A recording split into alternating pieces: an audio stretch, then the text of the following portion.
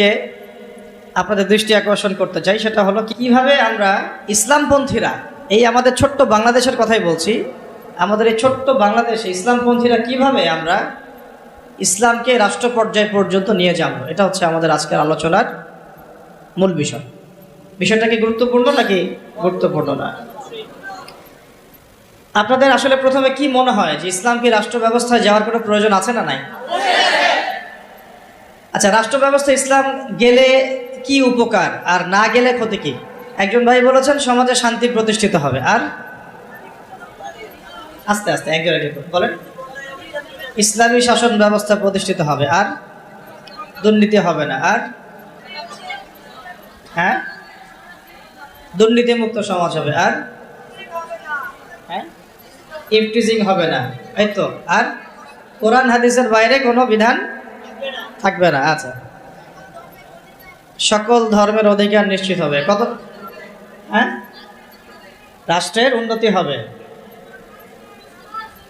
নামাজ কায়েম হবে, মাশাআল্লাহ, আর যাকাত প্রতিষ্ঠিত হবে, ইসলামী সমাজ বিনির্মাণ হবে।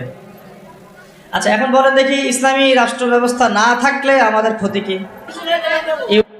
দালালি করতে হবে, আনুগত্য করতে হবে, আর ভারতের দাসত্ব করতে হবে, দুর্নীতি মুক্ত করা যাবে না, পাপাচার বেড়ে যাবে, জুলুম বেড়ে যাবে, আর হ্যাঁ আমাদের ঈমান আমল তারা ধ্বংস করবে, নষ্ট করবে, আর কোরআনের কথা খোলামেলা বলা যাবে না, অভ্যস্ত তো হবেই। আর কোনো? তার মানে আমি বুঝলাম যে আপনারা ইসলামী রাষ্ট্র ব্যবস্থা সম্পর্কে চিন্তা ভাবনা করেন তো নাকি? এখন আমাকে একটা উত্তর দেন যে এই যে ফজিলতগুলো আপনি বললেন আর এই যে ক্ষতিগুলো আমরা জানলাম, এগুলো কি বিগত 50 বছরে মানুষ জানে নাই? জানলে পরে কেন এখন পর্যন্ত ইসলাম রাষ্ট্র ব্যবস্থায় যায় নাই? এটা একটা গুরুত্বপূর্ণ প্রশ্ন না? এটা একটা গুরুত্বপূর্ণ প্রশ্ন না? আমরা তো জানি যে আসলে ইসলামী রাষ্ট্র ব্যবস্থা থাকলে এই ফজিলত হবে, আর না থাকলে এই বড় বড় ক্ষতিগুলো হবে। এটা জানার পরেও কেন আজ পর্যন্ত আমরা ওই জায়গায় যেতে পারলাম না কেন? কি মনে হয় আপনাদের? একটা একটা করে কারণ বলেন দেখি, কেন পারলাম না আমরা? একজন একজন করে বলেন, সবাইকে সুযোগ। ইমানি শক্তি দুর্বল, একতা নাই, মাশাআল্লাহ। ছোট একটা ছেলে অনেক মানে বড় একটা কথা বলেছে, একতা নাই। তারপরে দ্বীনি শিক্ষার অভাব, ভেরি গুড। তারপরে দুনিয়াবি, হ্যাঁ প্রযুক্তিগত শিক্ষারও কিছু অভাব আছে। তারপরে লোভ, কিসের? ক্ষমতা, আচ্ছা দুনিয়ার লোভ। আর বলেন, একটা মৌলিক কথাই তো বললেন না। প্রযুক্তির অভাব, ব্যক্তিগত জীবন ইসলামের অভাব, মৌলিক কিছু কথা অবশ্য আসছে না। যাক, আরো সুযোগ দিচ্ছি, বলেন দেখি। কোরআন শিক্ষার অভাব, জীবনী দাঁড়িয়েছেন, বলেন। ভোগবাদিতা, আর আচ্ছা অনেক কারণ আছে। যাক, আমি কারণগুলো বলবো, আপনাদের কাছ থেকে শুনছি আপনাদের অবজারভেশনটা কেমন। আমাদের যে একজন আদর্শ নেতা নাই, এটা তো বললেন না কেন? হ্যাঁ, একজন যিনি দিন প্রতিষ্ঠা করবেন বা যারা দিন প্রতিষ্ঠা করবেন রাষ্ট্রীয় পর্যায়ে, একজন লিডার তো লাগবে নাকি? নেতা না থাকলে কি, মানে আমির না থাকলে কি ইমারা আসে নাকি? তখন কি মানে সামুআত আর বিষয় আসবে কিনা? তো তখন তো বায়াতও আসছে না। তো এইগুলো না থাকলে তো আবার ইকামতের দিনও হচ্ছে না রাষ্ট্রীয় পর্যায় পর্যন্ত। আচ্ছা, আমরা প্রথমে আগে আলোচনা করি যে খুব সংক্ষিপ্ত করে আর কি, ইসলামী রাষ্ট্র ব্যবস্থা এটা বলতে আগে কি বোঝায়, ঠিক আছে? একটা একটা করে পয়েন্ট খুব অল্প করে বলবো, মনোযোগ ধরে রাখতে হবে। আর আশেপাশে অন্য ভাইকে ডিস্টার্ব করবেন না, অল্প সময়, বেশি সময় নিব না ইনশাল্লাহ আপনাদের সাথে। 1 নাম্বার কথা হচ্ছে আমাদেরকে আগে বুঝতে হবে ইসলামী রাষ্ট্র কি আর অন ইসলামিক রাষ্ট্র কি, ঠিক আছে? উত্তর অল্প করে বুঝি। ইসলামী রাষ্ট্র বলতে এটা বোঝায় না যে একটা রাষ্ট্রের বেশিরভাগ মানুষ মুসলিম, এটাই ইসলামী রাষ্ট্রের সংজ্ঞা নয়। কথাগুলো বোঝার চেষ্টা করেন আপনারা। এখন এগুলো ফোনে নোট করতে পারেন, ফোনের মধ্যে নোট করতে পারেন, ছবি তুলবেন না, ফোনে নোট করতে পারেন। ইসলামী রাষ্ট্র কাকে বলে? যেই রাষ্ট্রের শাসন ব্যবস্থা শুধুমাত্র আল্লাহ এবং তার রাসূলের বিধান অনুযায়ী পরিচালিত হয় তাকে বলা হয় ইসলামী রাষ্ট্র। কি বললাম বলেন? ইসলামী রাষ্ট্র কাকে বলে? যেই রাষ্ট্রের শাসন ব্যবস্থা, মানে শাসন ব্যবস্থা বলতে রাজনীতি, অর্থনীতি, সমাজনীতি, শিক্ষানীতি, সংস্কৃতি এবং বাকি যত ক্ষেত্র আছে, প্রতিটা ক্ষেত্র যখন আল্লাহ এবং তার রাসূলের বিধান মাফিক পরিচালিত হবে তখন তাকে বলা হবে ইসলামী রাষ্ট্র ব্যবস্থা বা ইসলামী হুকুমত বা ইসলামী শাসন ব্যবস্থা। যদি একটা রাষ্ট্রের মধ্যে বেশিরভাগ মানুষ মুসলমান হয়, যেমন আমাদের রাষ্ট্র, বেশিরভাগ মানুষ কি মুসলিম না মুসলিম? কিন্তু সেই রাষ্ট্রে আল্লাহ পাকের বিধান বাস্তবায়িত না হয়, তাহলে আমরা সেটাকে ইসলামী রাষ্ট্র বলতে পারি না, সেটাকে আমরা বলতে পারি মুসলিম প্রধান দেশ। কি বলতে পারি? যেমন বাংলাদেশ একটা মুসলিম প্রধান দেশ, এটা ইসলামী রাষ্ট্র ব্যবস্থার দিকে এখনো যায়নি। আবার কোন একটা রাষ্ট্র যেখানে মুসলিমরা সংখ্যাগরিষ্ঠ নয়, তারপরেও সেই রাষ্ট্রের মধ্যে আল্লাহর বিধান বাস্তবায়িত আছে, সেটা বলবো আমরা ইসলামী রাষ্ট্র। বুঝতে পারছি কথা? যেমন হচ্ছে মদিনা রাষ্ট্র। কোন রাষ্ট্র? নবী সাল্লাল্লাহু আলাইহি ওয়াসাল্লামের সেই মদিনা রাষ্ট্র। সেই মদিনা রাষ্ট্রে মুসলিমরা ছিলেন, আনসার সাহাবীরা ছিলেন, মুহাজির সাহাবীরা ছিলেন। আনসার সাহাবীদের দুইটা গোত্র ছিল, আওস এবং খাজরাজ। অনেকে জানেন, অনেকে হয়তো জানেন না, জেনে নেন। আনসার সাহাবীদের দুইটা গোত্র ছিল, একটা আওস এবং একটা খাজরাজ। তাদেরকে বলা হতো আনসার সাহাবী, যারা মক্কার হিজরতকারী সাহাবীদেরকে আশ্রয় দিয়েছিলেন, তাদেরকে কি বলা হয়? আনসার সাহাবী। আর মুহাজির সাহাবী কারা? যারা মক্কা থেকে হিজরত করে মদিনায় গিয়েছেন। তো আনসার এবং মুহাজিরদেরকে নিয়ে নবী সাল্লাল্লাহু আলাইহি ওয়াসাল্লাম একটা ভ্রাতৃত্বের বন্ধন, ঐক্যের বন্ধন গড়েছেন। এছাড়াও মদিনায় কিন্তু আরও অনেক মানুষ থাকতো, যেমন ইহুদিদের 3টা গোত্র থাকতো সেখানে, বনু কুরাইজা, বনু কাইনুকা, বনু নাজির। আবার পৌত্তলিকরাও থাকতো সেখানে, কিছু খ্রিস্টানও ছিল, কিছু মূর্তি পূজারীও সেখানে থাকতো, বা আরও কিছু বিধর্মী মানুষও সেখানে থাকতো। মুসলিমরা কিন্তু সংখ্যাগরিষ্ঠ ছিল না, মুসলিমরা সংখ্যাগরিষ্ঠ কিন্তু ছিল না। হবে হয়তো 50-50 পার্সেন্টেজ, হবে তো 50% তাদের, 50% আমাদের, অথবা তাদের 40% আমাদের 60%, অথবা আমাদের 60% ওদের 40%। কিন্তু এমন ছিল না যে আমাদের দেশের মতো 90% মুসলিম, এমন ছিল না মদিনার অবস্থা, এমন ছিল না মদিনার অবস্থা। আমি কি বুঝাতে পারছি ভাই? মদিনার হালতটা কিন্তু আমাদের দেশের মতো এরকম ছিল না যে 90% মুসলিম মদিনায়, বাকি সব অমুসলিম, এমন না। বরং হয়তো 50-50 বা 60-40 বা 40-60।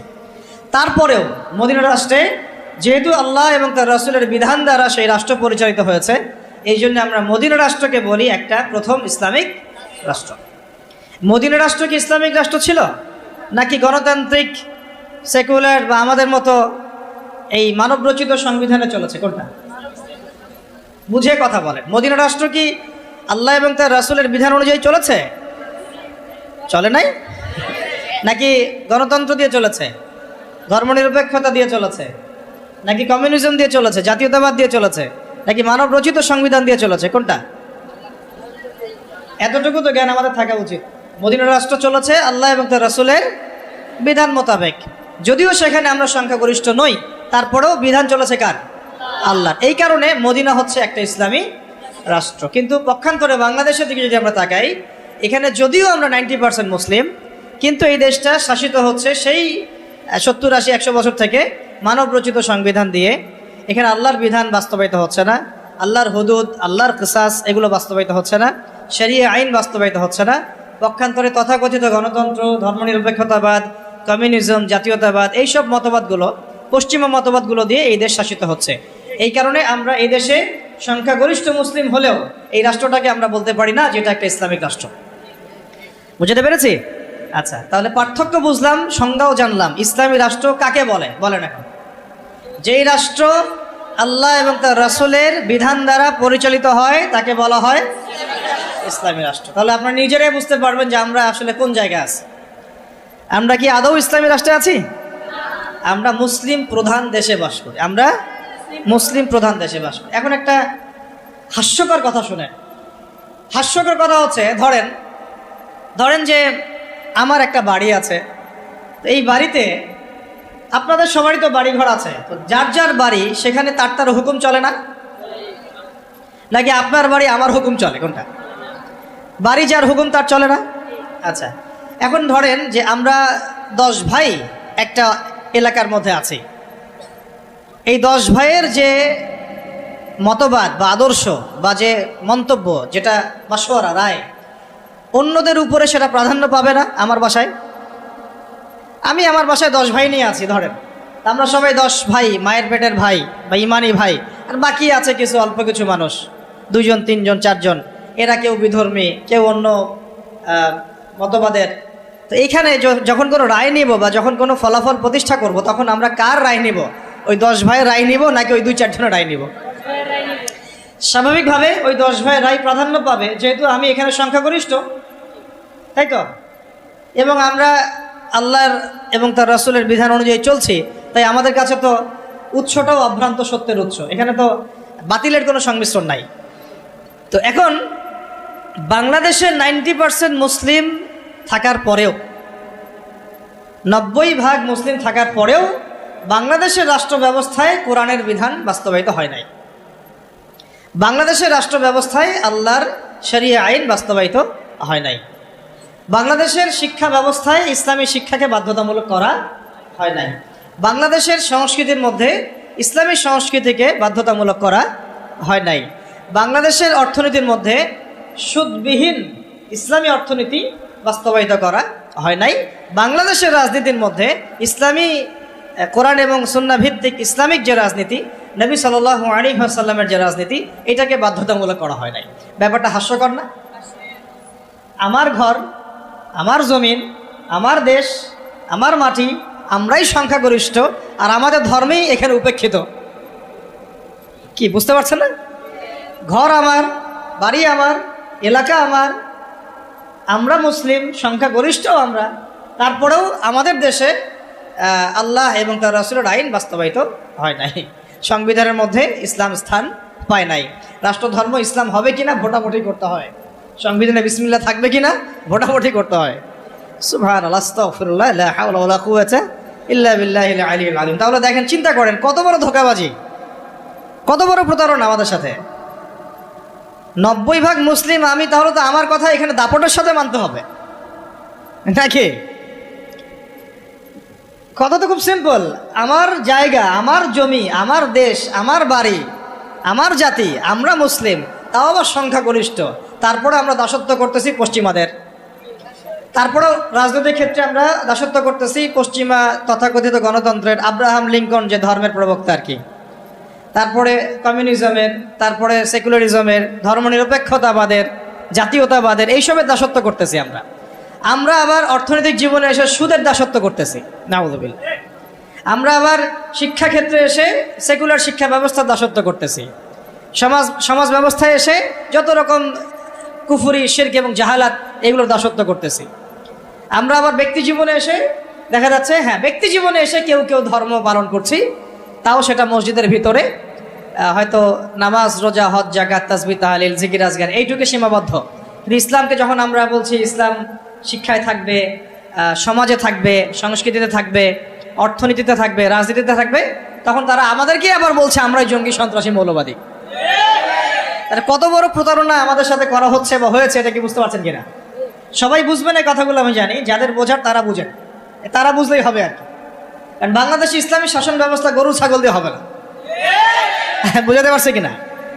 এটা মানে খুব উঁচু লেভেলের একটা ইবাদত। এই কারণে দেখা যাবে এটা প্রতিষ্ঠিত করার জন্য খুব বুদ্ধিদীপ্ত প্রজন্ম লাগবে আর কি। বুদ্ধিদীপ্ত একটা তরুণ প্রজন্ম লাগবে, এবং ওলামায়ে কেরামের সোহবত, দুটো একসাথে যখন হবে ইনশাল্লাহ হয়ে যাবে। চল, তাহলে ইসলামের রাষ্ট্র ব্যবস্থা কাকে বলে এটা বুঝলেন, এবং আমাদের সাথে কি ধোঁকাবাজি হয়েছে এটা বুঝলেন।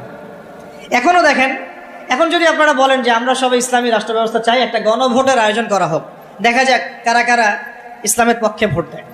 ঠিক আছে, দেখবেন যদি 80% মানুষও ভোট দেয় যে হ্যাঁ আমরা ইসলামের পক্ষে আছি, আমরা ইসলামী শাসন ব্যবস্থা চাই, আমরা চাই দেশের মধ্যে আল্লাহর বিধান বাস্তবায়িত হোক, ওই যে 20% মানুষ যারা চায় না, ওদের মতটাই প্রাধান্য পাবে এই সিস্টেমের মধ্যে। তাহলে আমাদের মতকে প্রাধান্য দিবে না।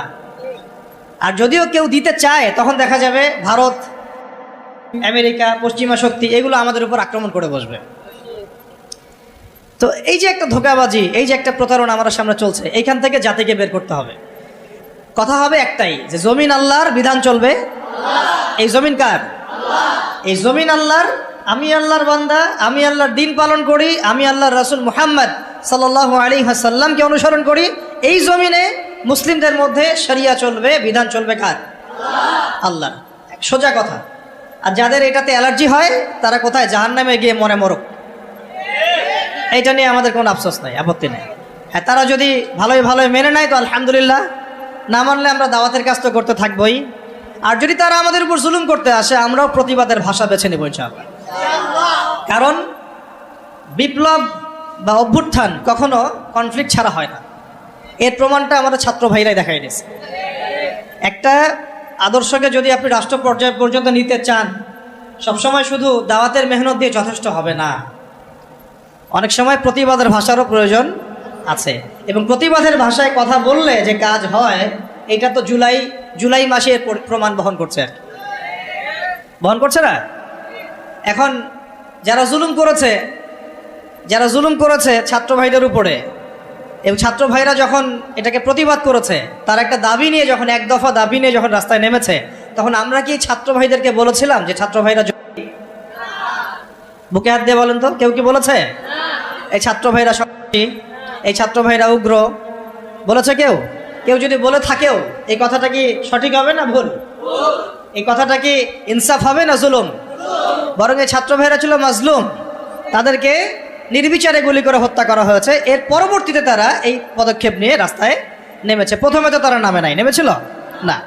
এখন একটু একটা বিষয় খেয়াল করে দেখেন, গণতান্ত্রিক পদ্ধতিতে এইরকম কনফ্লিক্টগুলোকে কিন্তু আমরা জঙ্গিবাদ, সন্ত্রাসবাদ এগুলো বলি না। বলি?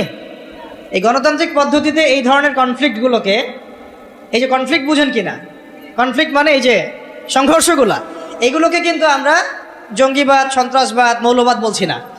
কিন্তু এই ছাত্র ভাইদের জায়গায় যদি রাস্তায় আমি, আপনি, ওলামায়ে কেরাম থাকতাম, তাহলে আমাদেরকে তারা বলতো এরা মৌলবাদী, জঙ্গি এবং সন্ত্রাসী। ধোঁকাবাজি, বুঝতে পারছেন? ঠিক এই ঘটনাটাই ঘটেছিল শাপলা চত্বরে। এরকমই ঘটনা। ওই সময় তো ছাত্র ভাইয়ের আমাদের সাথে ভেবে ছিলেন না, ছিল শুধু ওলামায়ে কেরাম এবং তোল্লাব যারা, তারা ছিলেন। কথা হচ্ছে, তখন কিন্তু আমাদেরকে জাতির সামনে এবং পুরো বিশ্ব মিডিয়া উপস্থাপন করা হলো যে এরা উগ্র, এরা জঙ্গিবাদী, এরা সন্ত্রাসী, তাই না? বহুজনের ঘাড়ে 10টা-20টা করে মামলা ঝুলা দেওয়া হলো, কত ভাইকে শাপলা চত্বরে নির্মমভাবে গুলি করে হত্যা করা হলো।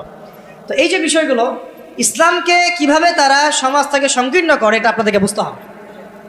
যখন ইসলামের প্রশ্ন আসে, তখন তারা আমাদের উপর এমন জুলুমের স্টিম রোলার চালায় যেটা আবু জেহেলও করে নাই। কিন্তু গণতান্ত্রিক পদ্ধতিতে যখন তারা কোনো কনফ্লিক্টে যায়, তখন তারা কিন্তু এটাকে জঙ্গিবাদ, সন্ত্রাসবাদ বলছে না।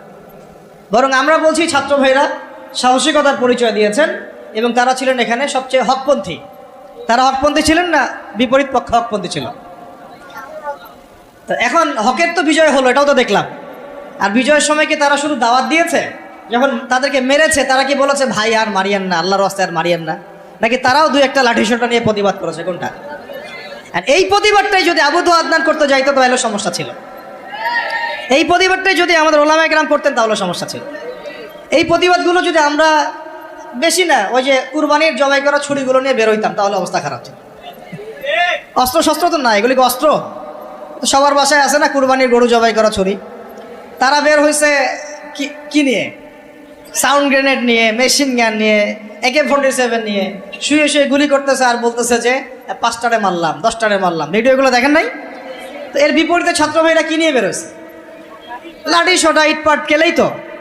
এই তো এমনকি ওই যে আপার অনুসারী যারা ছিল, তারা যে অস্ত্রশস্ত্রগুলো নিয়ে শোডাউন করেছিল আর কি, সেগুলোও কি ছাত্র ভাইদের কাছে ছিল? কি ছিল না। এমনকি মেয়েদেরকেও মার খেতে হয়েছে, তাই না? কথা হচ্ছে, এর যদি 10% ওলামায়ে কেরাম কেউ করতো, তাহলে সারা দুনিয়া জুড়ে একটা ইস্যু তৈরি করা হতো যে বাংলাদেশ একটা মৌলবাদী রাষ্ট্র হয়ে গেছে। আপনাদেরকে বিশ্বের এই সভ্যতার এই ষড়যন্ত্রগুলো বুঝতে হবে, সভ্যতার বৈশ্বিক এই ষড়যন্ত্রগুলোকে বুঝতে হবে। এই সমস্যাটা শুধু আমাদের আঞ্চলিক সমস্যা না, এটা একটা বৈশ্বিক সমস্যা। যখনই মুসলিমদের উপর জুলুম হয়, মুসলিমরা যদি মার খায়, মার খাওয়া অবস্থাতেও তাদেরকে বলা হয় সন্ত্রাসী, জঙ্গি। আর যদি তারা প্রতিবাদের ভাষা বেছে নেয়, তাহলে তো সারা বিশ্ব মিডিয়া ফলাও করে প্রচার করে যে এই মুসলিমরা জঙ্গি সন্ত্রাসী, এরা উগ্রবাদী, এরা রাষ্ট্রে অস্থিতিশীলতা সৃষ্টি করতে চায়, এদেরকে রাষ্ট্র থেকে হটাও, এদেরকে গুম করো, এদেরকে খুন করো, এদেরকে ক্রস ফায়ারে দিয়ে দাও। এইভাবেই জুলুম করা হয়েছে আমাদের সাথে বিগত প্রায় 50 বছর থেকে। তাই নামকাও আসতে শুধু মুসলিম রাষ্ট্র না, আমরা চাই একটা পরিপূর্ণ ইসলামী রাষ্ট্র। যতদিন পর্যন্ত পরিপূর্ণ ইসলামী রাষ্ট্র এবং শাসন ব্যবস্থা কায়েম না হচ্ছে, ততক্ষণ ওলামায়ে কেরামদের দুর্দশাও দূর হবে না, আমাদের দুর্দশাও দূর হবে না, আল্লাহি দূর হবে না। বরং ওরা মসজিদ মাদ্রাসাগুলো পর্যন্ত নিয়ন্ত্রণ করতে থাকবে। নিয়ন্ত্রণ করে নাই তার আগে? এমনকি জুমার খুতবায় চিঠি পাঠিয়ে দেওয়া হতো যে এই যে এই বিষয়ে আলোচনা করবেন, বাকি ডানে বামে যেন কথা না যায়। প্রত্যেকটা মসজিদে ডিজিএফআই বসে থাকতো, এনএসআই বসে থাকতো, ডিবির লোকজন বসে থাকতো। হয়তো এখনও থাকে, কিন্তু অত সাহসিকতার সাথে হয়তো বের হতে পারে না, কিন্তু আছে ঠিকই। কথা হচ্ছে যে তখন তো প্রত্যেকটা রেকর্ড চলে যেত জায়গা মতো, কোন জায়গায় কি আলোচনা হচ্ছে, কোন মাহফিলে কি আলোচনা হচ্ছে। এই জন্য আপনাদেরকে আমি বলতাম, এখনও বলি যে মোবাইল ফোনের এই যে মানুষকে প্রচার করার, জানান দেওয়ার যে একটা অপসংস্কৃতি, এখান থেকে বের হন। কিছু কাজ গোপনে করতে শিখেন। তারা গোপনে গোপনে এইভাবে দায়ীদের, আলেমদের নাম লিস্ট করে গোপনে গোপনে উঠাই ফেলতো। কাউকে গুম করার সময় তারা কি বলতো লাইভে এসে, অমুককে আজকে গুম করব, বলতো কখনো? তাহলে আমরা তো দেখা যায় এমন একটা অবস্থা, কোথাও ওয়াজ করতে গেলে বরকত দান করেন, জানাইতেই হবে মানুষকে। আমার না জানানো পর্যন্ত আমার ইবাদত মনে হয় কবুল হচ্ছে না। এই যে একটা সাইকোলজিক্যাল ডিসঅর্ডার, আমি বলি এটা সাইকোলজিক্যাল ডিসঅর্ডার, মানে আমাদেরকে আরো অনেক স্মার্ট হইতে হবে। এত সহজ না রাষ্ট্র পর্যায় পর্যন্ত ইসলামকে নিয়ে যাওয়া। আমাদের ভিতরে ভিতরে কাজ করতে হবে, গোপনে গোপনে কাজ করতে হবে। নবী সাল্লাল্লাহু আলাইহি ওয়াসাল্লাম প্রথম 3 বছর গোপনে দাওয়াত দিয়েছেন। কত বছর? 3 বছর টানা। কিছু কাজ গোপনে করতে হয়, কিছু কাজ গোপনে করতে হয়। তাহাজ্জুদের কিছু দোয়া গোপনে করতে হয়। ওই গোপন দোয়াতে ওমর রাদিয়াল্লাহু আনহুর মতো মানুষ ইসলাম কবুল করে। ভালো করে বুঝবেন, সবকিছু প্রচার করতে হয় না। হ্যাঁ, প্রচার আমি করব, যেটা প্রচার করার প্রয়োজন, যেটা প্রচার করা দরকার, যেটা প্রচার করলে কাফেরের গায়ে জ্বালা ধরবে, সেগুলো আমরা প্রচার করব। কিন্তু সবকিছু সব জায়গায় প্রচার করতে হয় না, এটা আমাদেরকে বুঝতে হবে। এখন যারা বাংলাদেশকে শাসন করছে এখনো, তারা কি সব পলিসিগুলো সবার সামনে উন্মুক্ত করছে? করছে না। গোপনে গোপনে কি হচ্ছে আল্লাহই ভালো জানে। কি হচ্ছে আমরা তো আজ করতে পারি, আজ তো করতে পারছি। এরপরে যারা ওই যে ওত পেতে বসে আছে আর কি, সুযোগ পাইলেই ক্ষমতা দখল করবে, তারা কি করতেছে এটা কি আপনাদের সবাইকে বলতেছে? গোপনে গোপনে করছে, মাঠ রেডি করছে তারা। ঠিক এই কারণে আমরা যদি ইসলামী রাষ্ট্র ব্যবস্থায় যেতে চাই, তাহলে ওলামায়ে কেরাম এবং আপনাদেরকে, স্পেশালি ইয়াং জেনারেশন, তরুণদেরকে, তোল্লাবদেরকে কিছু কিছু বিষয় গোপন রাখার অভ্যাস তৈরি করতে হবে। আল্লাহ পাক করার তৌফিক দান করুন। তো একটা তো সংজ্ঞা বুঝলাম যে ইসলামী রাষ্ট্র ব্যবস্থা কাকে বলে। এখন দ্বিতীয় পয়েন্টে আসেন, ইসলামী রাষ্ট্র ব্যবস্থা নতুন কোনো বিষয় নাকি প্রাচীন কোনো বিষয়, এটাতে আসি না। তারা আবার বলবে যে এটা নতুন কোন একটা মতবাদ নিয়ে আসতেছে এরা, বিশ্বের বুকে আমরা তো এগুলো দেখি নাই আগে। আমরা দেখে আসছি ওই সোভিয়েতের শাসন, দেখে আসছি ওই মাও সেতুংয়ের শাসন, দেখে আসছি লেনিনকে দেখেছি, স্টেলিনকে দেখেছি, ওই আব্রাহাম লিঙ্কনের শাসন দেখেছি, তাই না? পশ্চিমাদের উত্থান দেখেছি, ফরাসি বিপ্লব দেখেছি। এরা আবার কি বলে ইসলামী শাসন, ইসলামী খেলাফা, ইসলামী শরিয়া এটা প্রতিষ্ঠা করতে চায়। তো তারা তো আমাদেরকে মনে করবে আমরা জাদুঘরে রাখার প্রাণী, মঙ্গল গ্রহ থেকে মনে হয় আসছে, তাই না? এখন জবাবটা জেনে রাখেন। জবাব হচ্ছে, পৃথিবীর প্রথম মানুষ ছিলেন একজন নবী। বলেন, কি বললাম? পৃথিবীর প্রথম মানুষ ছিলেন একজন, কি নাম? আদম আলাইহিস সালাম। তো আদম আলাইহিস সালামকে আল্লাহ পাক কি হিসেবে সৃষ্টি করেছেন? জবাব, খলিফা হিসেবে। কি হিসেবে? ওয়াইজ ক্বালা রাব্বুকা লিল মালাইকা ইন্নী জাইলুন ফিল আরদি খলিফা। স্মরণ করুন হে নবী সেই সময়ের কথা যখন আমি ফেরেশতাদেরকে বলেছিলাম যে আমি পৃথিবীতে আমার খলিফা পাঠাতে চাই। আমরা দুনিয়াতে কার খলিফা? খলিফা মানে কি সেটাও আমাদের জানা উচিত। ঘুম পাচ্ছে? ঘুম পাচ্ছে কি? একটু জেগে থাকেন। এরকম বহু রাতের পর রাত না ঘুমায় কাটাতে হবে, তারপরে দিন কায়েম হবে। এমন আমার তো মনে হয় বিগত 3-4 বছরে আমরা 4 মাসও টানা রাত্রেবেলা মনে হয় শান্তিতে ঘুমাই নাই এখন পর্যন্ত। ঠিক আছে, ঘুম কমাতে হবে, পরিশ্রম বাড়াতে হবে, মেহনত বাড়াতে হবে, খাওয়া কমাতে হবে। এরকম ভুঁড়ি বানানো যাবে না। শরীর চর্চা করতে হবে, কসরত করতে হবে। ঠিক আছে, শক্তিশালী হতে হবে মানসিকভাবে, শারীরিকভাবে, ইমানের দিক থেকে, আমলের দিক থেকে। এত দুর্বল হলে চলবে না। বুঝতে পারছি ভাই? সাহাবীদের জীবনীগুলো পড়েন, নবী সাল্লাল্লাহু আলাইহি ওয়াসাল্লাম সিরাতটা পড়েন, দেখেন কিভাবে তারা কষ্ট করেছেন দিনের জন্য, কি পরিমাণ কষ্ট করেছেন। এটা নিয়ে ইনশাআল্লাহ আরেকদিন আলোচনা করব। উহুদের যুদ্ধের ঘটনা যদি পড়েন দেখবেন সাহাবীরা কিভাবে কষ্ট করেছেন, কিভাবে কষ্ট করেছেন। 40টা 50টা তরোয়ারের আঘাত গায়ে নিয়েও নবী সাল্লাল্লাহু আলাইহি ওয়াসাল্লামকে কাঁধে করে উহুদের পাহাড়ে উঠেছেন তালহা রাদিয়াল্লাহু আনহু। নবীজি বলেছেন, তোমরা যদি কোনো জীবন্ত শহীদকে দেখতে চাও এই তালহাকে দেখো, সে বেঁচে আছে কিন্তু শহীদ হয়ে গেছে। সুবহানাল্লাহ। তো সাহাবীদের মতো ওই রকম ত্যাগের মানসিকতা। দিন মানেই কোরবানি। দিন মানে কি? জানের কোরবানি, মালের কোরবানি, সময়ের কোরবানি। একদিন 1 ঘন্টা 2 ঘন্টা বসে থাকলে মানুষের মনে হয় যে বাপরে বাপ কি করে ফেললাম। আমরা এমনও গিয়েছে যে একজন ওস্তাদের সাথে সাক্ষাৎ করার জন্য সারাদিন বসে আছে, ওস্তাদ ব্যস্ত, বের হতে পারছেন না রুম থেকে, একজনের পর একজন, একজনের পর একজন আসছেন। অনেকে তো এমন হয়েছে, আপনি এসো আরবি শিখে কিতাব পড়েছেন না আবু তাহের মেজর সাহেবের, অনেকে তার সাথে দেখা করতে যায়, সিরিয়াল না পেয়ে বাসা চলে আসে। তিনি এত ব্যস্ত কাজে, উম্মার ফিকির এত বেশি ব্যস্ত কাজ করছেন, তার খাদেম গিয়ে তাকে বলারও সাহস পান না যে একজন দেখা করতে আসছেন আপনার সাথে। তো কুরবানি ছাড়া দিন প্রতিষ্ঠিত হবে না। যাই হোক, যুবক ভাইদেরকে বলছি স্পেশালি শক্তিশালী হইতে হবে, সব দিক থেকে শক্তিশালী হইতে হবে। আল্লাহ পাক তৌফিক দান করেন। এখন আপনাদেরকে আমি বলছিলাম যে দেখুন, প্রথম যে মানুষকে আল্লাহ পাক পৃথিবীতে পাঠিয়েছেন, যিনি একজন নবী, তাকে আল্লাহ পাক খলিফা বলেছেন। কি বলেছেন? খলিফা মানে কি এটা আপনাদেরকে একটু বলি। সফরে প্রতিনিধি, রাইট? সফরে বের হওয়ার সময় একটা দোয়া পড়ি না আমরা, সুবহানাল্লাযী সাখখারা লানা হাযা ওয়া মা কুন্না লাহু মুকরিনিন ওয়া ইন্না ইলা রাব্বিনা লামুনকালিবুন। এই দোয়াটার একটা অংশে আছে, আল্লাহুম্মা আনতা সাহিবু ফিস সাফারি, আল্লাহ এই সফরে তুমি আমার সাথী, আমার সাহেব, ওয়াল খলিফাতু ফিল আহলি ওয়া মালি, আর আল্লাহ তুমি আমার পরিবারের মানে আহলের এবং মালের খলিফা। সুবহানাল্লাহ। মানে খলিফা মানে আল্লাহ আমি তো বাসায় নাই, আমি তো সফরে বের হয়ে গেলাম, আমার বাসার, আমার আহাল, আমার মালের দেখাশোনাকারী খলিফা, তত্ত্বাবধায়ক এবং প্রতিনিধি হচ্ছে তুমি আল্লাহ। খলিফা মানে কি? যিনি একজনের অবর্তমানে আরেকজনের ওই দায়িত্বটাই পালন করেন। তো যদি আমরা পৃথিবীতে আল্লাহর খলিফা হই, তাহলে এই দুনিয়াতে আমাদের দায়িত্ব কি? আল্লাহর বিধান কায়েম করা না? যদি আমরা আল্লাহর জমিনে আল্লাহর বিধান না কায়েম করি, তাহলে কি আমরা আল্লাহর খলিফা হব না শয়তানের খলিফা হব? বুঝে কথা বলেন। আল্লাহর জমিনে আমরা এসেছি আল্লাহর খলিফা হয়ে। এই পৃথিবীতে আমরা ছিলাম না, ছিলাম জান্নাতে। কোথায়? সেখান থেকে আমাদের বাবা আদম আলাইহিস সালাম, আমাদের মা হাওয়া আলাইহিস সালামকে পাঠিয়ে দেওয়া হলো। কি কারণে পাঠানো হয়েছে এটা তো অন্য আলোচনা, আপনারা তো জানেনই। সাথে ইবলিসকেও পাঠানো হয়েছে। কাকে? ইবলিসকে। এই কনফ্লিক্ট চলছে, কিয়ামত পর্যন্ত চলবে। আর মানুষের হায়াত অল্প, ইবলিসের হায়াত আবার কিয়ামত পর্যন্ত, তাই না? তো এখন তার মিশন হচ্ছে মানুষকে সে জাহান্নামে নিয়ে যাবে। আর আদম আলাইহিস সালাম, হাওয়া আলাইহিস সালাম যখন পৃথিবীতে এসেছেন, তখন থেকে নিয়ে এই জমিনে আল্লাহ পাকের খলিফা কারা ছিলেন? আমাদের পিতা, আমাদের মাতা নন? তারপরে তার সন্তান, তার সন্ততি নন? এখন যদি আমরা আল্লাহর জমিনে এসে আল্লাহর বিধান বাস্তবায়ন না করি, তাহলে কি আমরা আল্লাহর খলিফা হতে পারবো না শয়তানের খলিফা হব? কেউ যদি আল্লাহর জমিনে আল্লাহর নাজ নেয়ামত ভোগ করে শয়তানের দাসত্ব করে, শয়তানের বিধান বাস্তবায়ন করে, সে কি আদৌ আল্লাহর খলিফা না শয়তানের খলিফা? আর আপনারা আমাকে বলেন, এই পুরো বিশ্ব সিস্টেমে যারা আল্লাহর আকাশের নিচে আল্লাহর বাতাস নিয়ে আল্লাহর রিজিক ভোগ করে, আল্লাহর দেওয়া হায়াত ভোগ করে, হ্যাঁ আল্লাহর দেওয়া নাজ নেয়ামত ভোগ করে, আল্লাহরই জমিনে আল্লাহর বিধান বাদ দিয়ে শয়তানের, তাগুতের, কাফেরের বিধান বাস্তবায়ন করছে, তারা কি আদৌ আল্লাহর খলিফা? তারা কি আদৌ আল্লাহর খলিফা?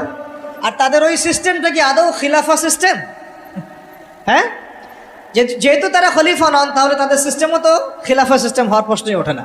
বরং ওই সিস্টেমের নাম আল্লাহ পাক বলেছেন তাগুত। কি নাম? তাগুতি সিস্টেম। কি সিস্টেম? তাগুতি সিস্টেম। তাগুতি সিস্টেম মানে যারা শয়তানের দাসত্ব করে, প্রবৃত্তির দাসত্ব করে, মন গড়া বিধান রচনা করে, এগুলোকে বলা হয় তাগুত। কি বলা হয়? আর এই তাগুতকে আল্লাহ পাক কুফরি করতে বলেছেন। তাগুতের সাথে আমাদেরকে আল্লাহ, মুমিনদেরকে বলেছেন তোমরা তাগুতের সাথে কুফরি করো এবং আল্লাহর প্রতি ঈমান নিয়ে আসো। তাগুতের সাথে কুফরি না করে কেউ আল্লাহর প্রতি ঈমান আনতে পারবে না। ফামান ইয়াকফুর বিত-তাগুত ওয়া ইউমিন বিল্লাহ ফাকাদ ইসতামসাকা বিল উরওয়াতিল ওয়াসকা। সূরা বাকারার 256 নম্বর আয়াতটা পড়ে দেখেন। আল্লাহ পাক বলেছেন তোমরা যারা তাগুতের সাথে কুফরি করে এবং আল্লাহর প্রতি ঈমান নিয়ে আসে, তারা একটা শক্ত হাতল ধরেছে যেটা কখনো ছিন্ন হওয়ার নয়। সুবহানাল্লাহ। তাহলে আমাদের কাজ তাগুতের সাথে কুফরি করা। কুফরি মানে কি? অস্বীকার করা।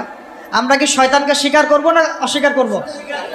তাগুত এক প্রকার শয়তান, আমরা কি তাকে স্বীকার করব না অস্বীকার করব? তাহলে আল্লাহর জমিনে যারা আল্লাহর বিধান বাস্তবায়ন করছে না তারা কি আল্লাহর খলিফা না তাগুত? তাহলে এই তাগুতের দাসত্ব করলে আমি গুনাহগার হব না? আমি যদি তাগুতের বাধ্য হয়ে তারা আমার উপর জুলুম করছে, এটা একটা সুরত, আর আমি তাকে নসিহতও করছি না, পরিবর্তনের কোনো চেষ্টাও করছি না, কোনো মেহনতও করছি না, তাহলে কি আমি আল্লাহর কাছে দায়মুক্ত হতে পারবো? বুঝতে পারছি কথা? একটা সুরত তো হচ্ছে কাফের তাগুত অনেক শক্তিশালী, আমাদের উপরে জুলুম করছে, নির্যাতন করছে, ওই মাক্কি যুগের মতো, নবী সাল্লাল্লাহু আলাইহি ওয়াসাল্লাম যখন মক্কায় ছিলেন তখনকার যুগের মতো, সেটা একটা সুরত। তখনও তারপরেও দাওয়াত চলেছে, তাবলিগ চলেছে, হক স্পষ্ট করা হয়েছে, ইজহার করা হয়েছে, মার আসলে সবর করা হয়েছে। এটা তো একটা চেষ্টা ছিল, বিপ্লব ছিল সমাজটাকে পার্থক্য করে দেওয়ার। এখন আমরা যদি সেটাও না করি আর ওই তাগুতকে পরিবর্তনের চেষ্টাও না করি, তাহলে কি আমরা আল্লাহর কাছে কালকে আমাদের মাঠে পার পেয়ে যাবো? কি ওজোর কোনো থাকবে?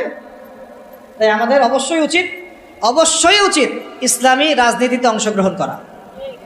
সেটা কোন সুরতে হবে সেটা আলাদা আলোচনা, সেটা কিভাবে হবে সেটা আলাদা আলোচনা, কিন্তু পলিটিক্যাল ভিউ এবং ভিশন থাকতে হবে।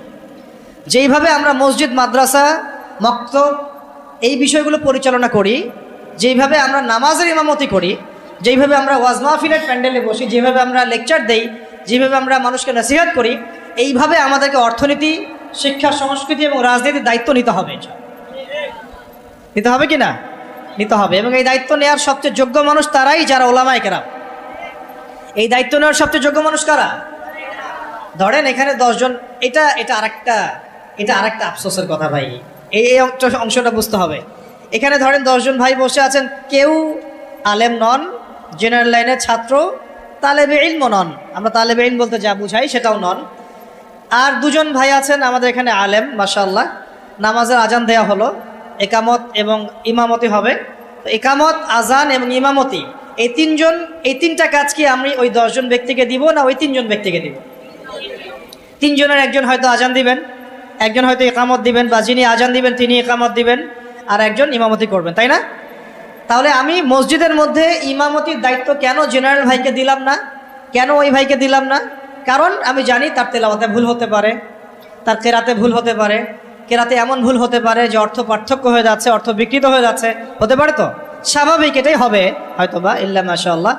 এটা চিন্তা করে নামাজ বাঁচানোর স্বার্থে, ওই ওয়াক্তের নামাজ বাঁচানোর স্বার্থে, মুসল্লিদের নামাজ যেন নষ্ট না হয় এই স্বার্থে, এবং শরীয়ী হক আদায় করে আমি একজন আলেমকে সামনে এগিয়ে দিলাম, তাই তো?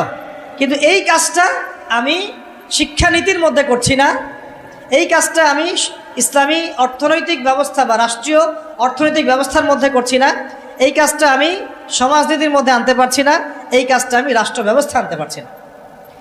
যেই কিছু অযোগ্য মানুষকে আমি ইমামতির দায়িত্ব দিলাম না, তাদের চাইতেও 1000 গুণ অযোগ্য মানুষকে আমি রাষ্ট্রের দায়িত্ব দিয়ে বসে আছি।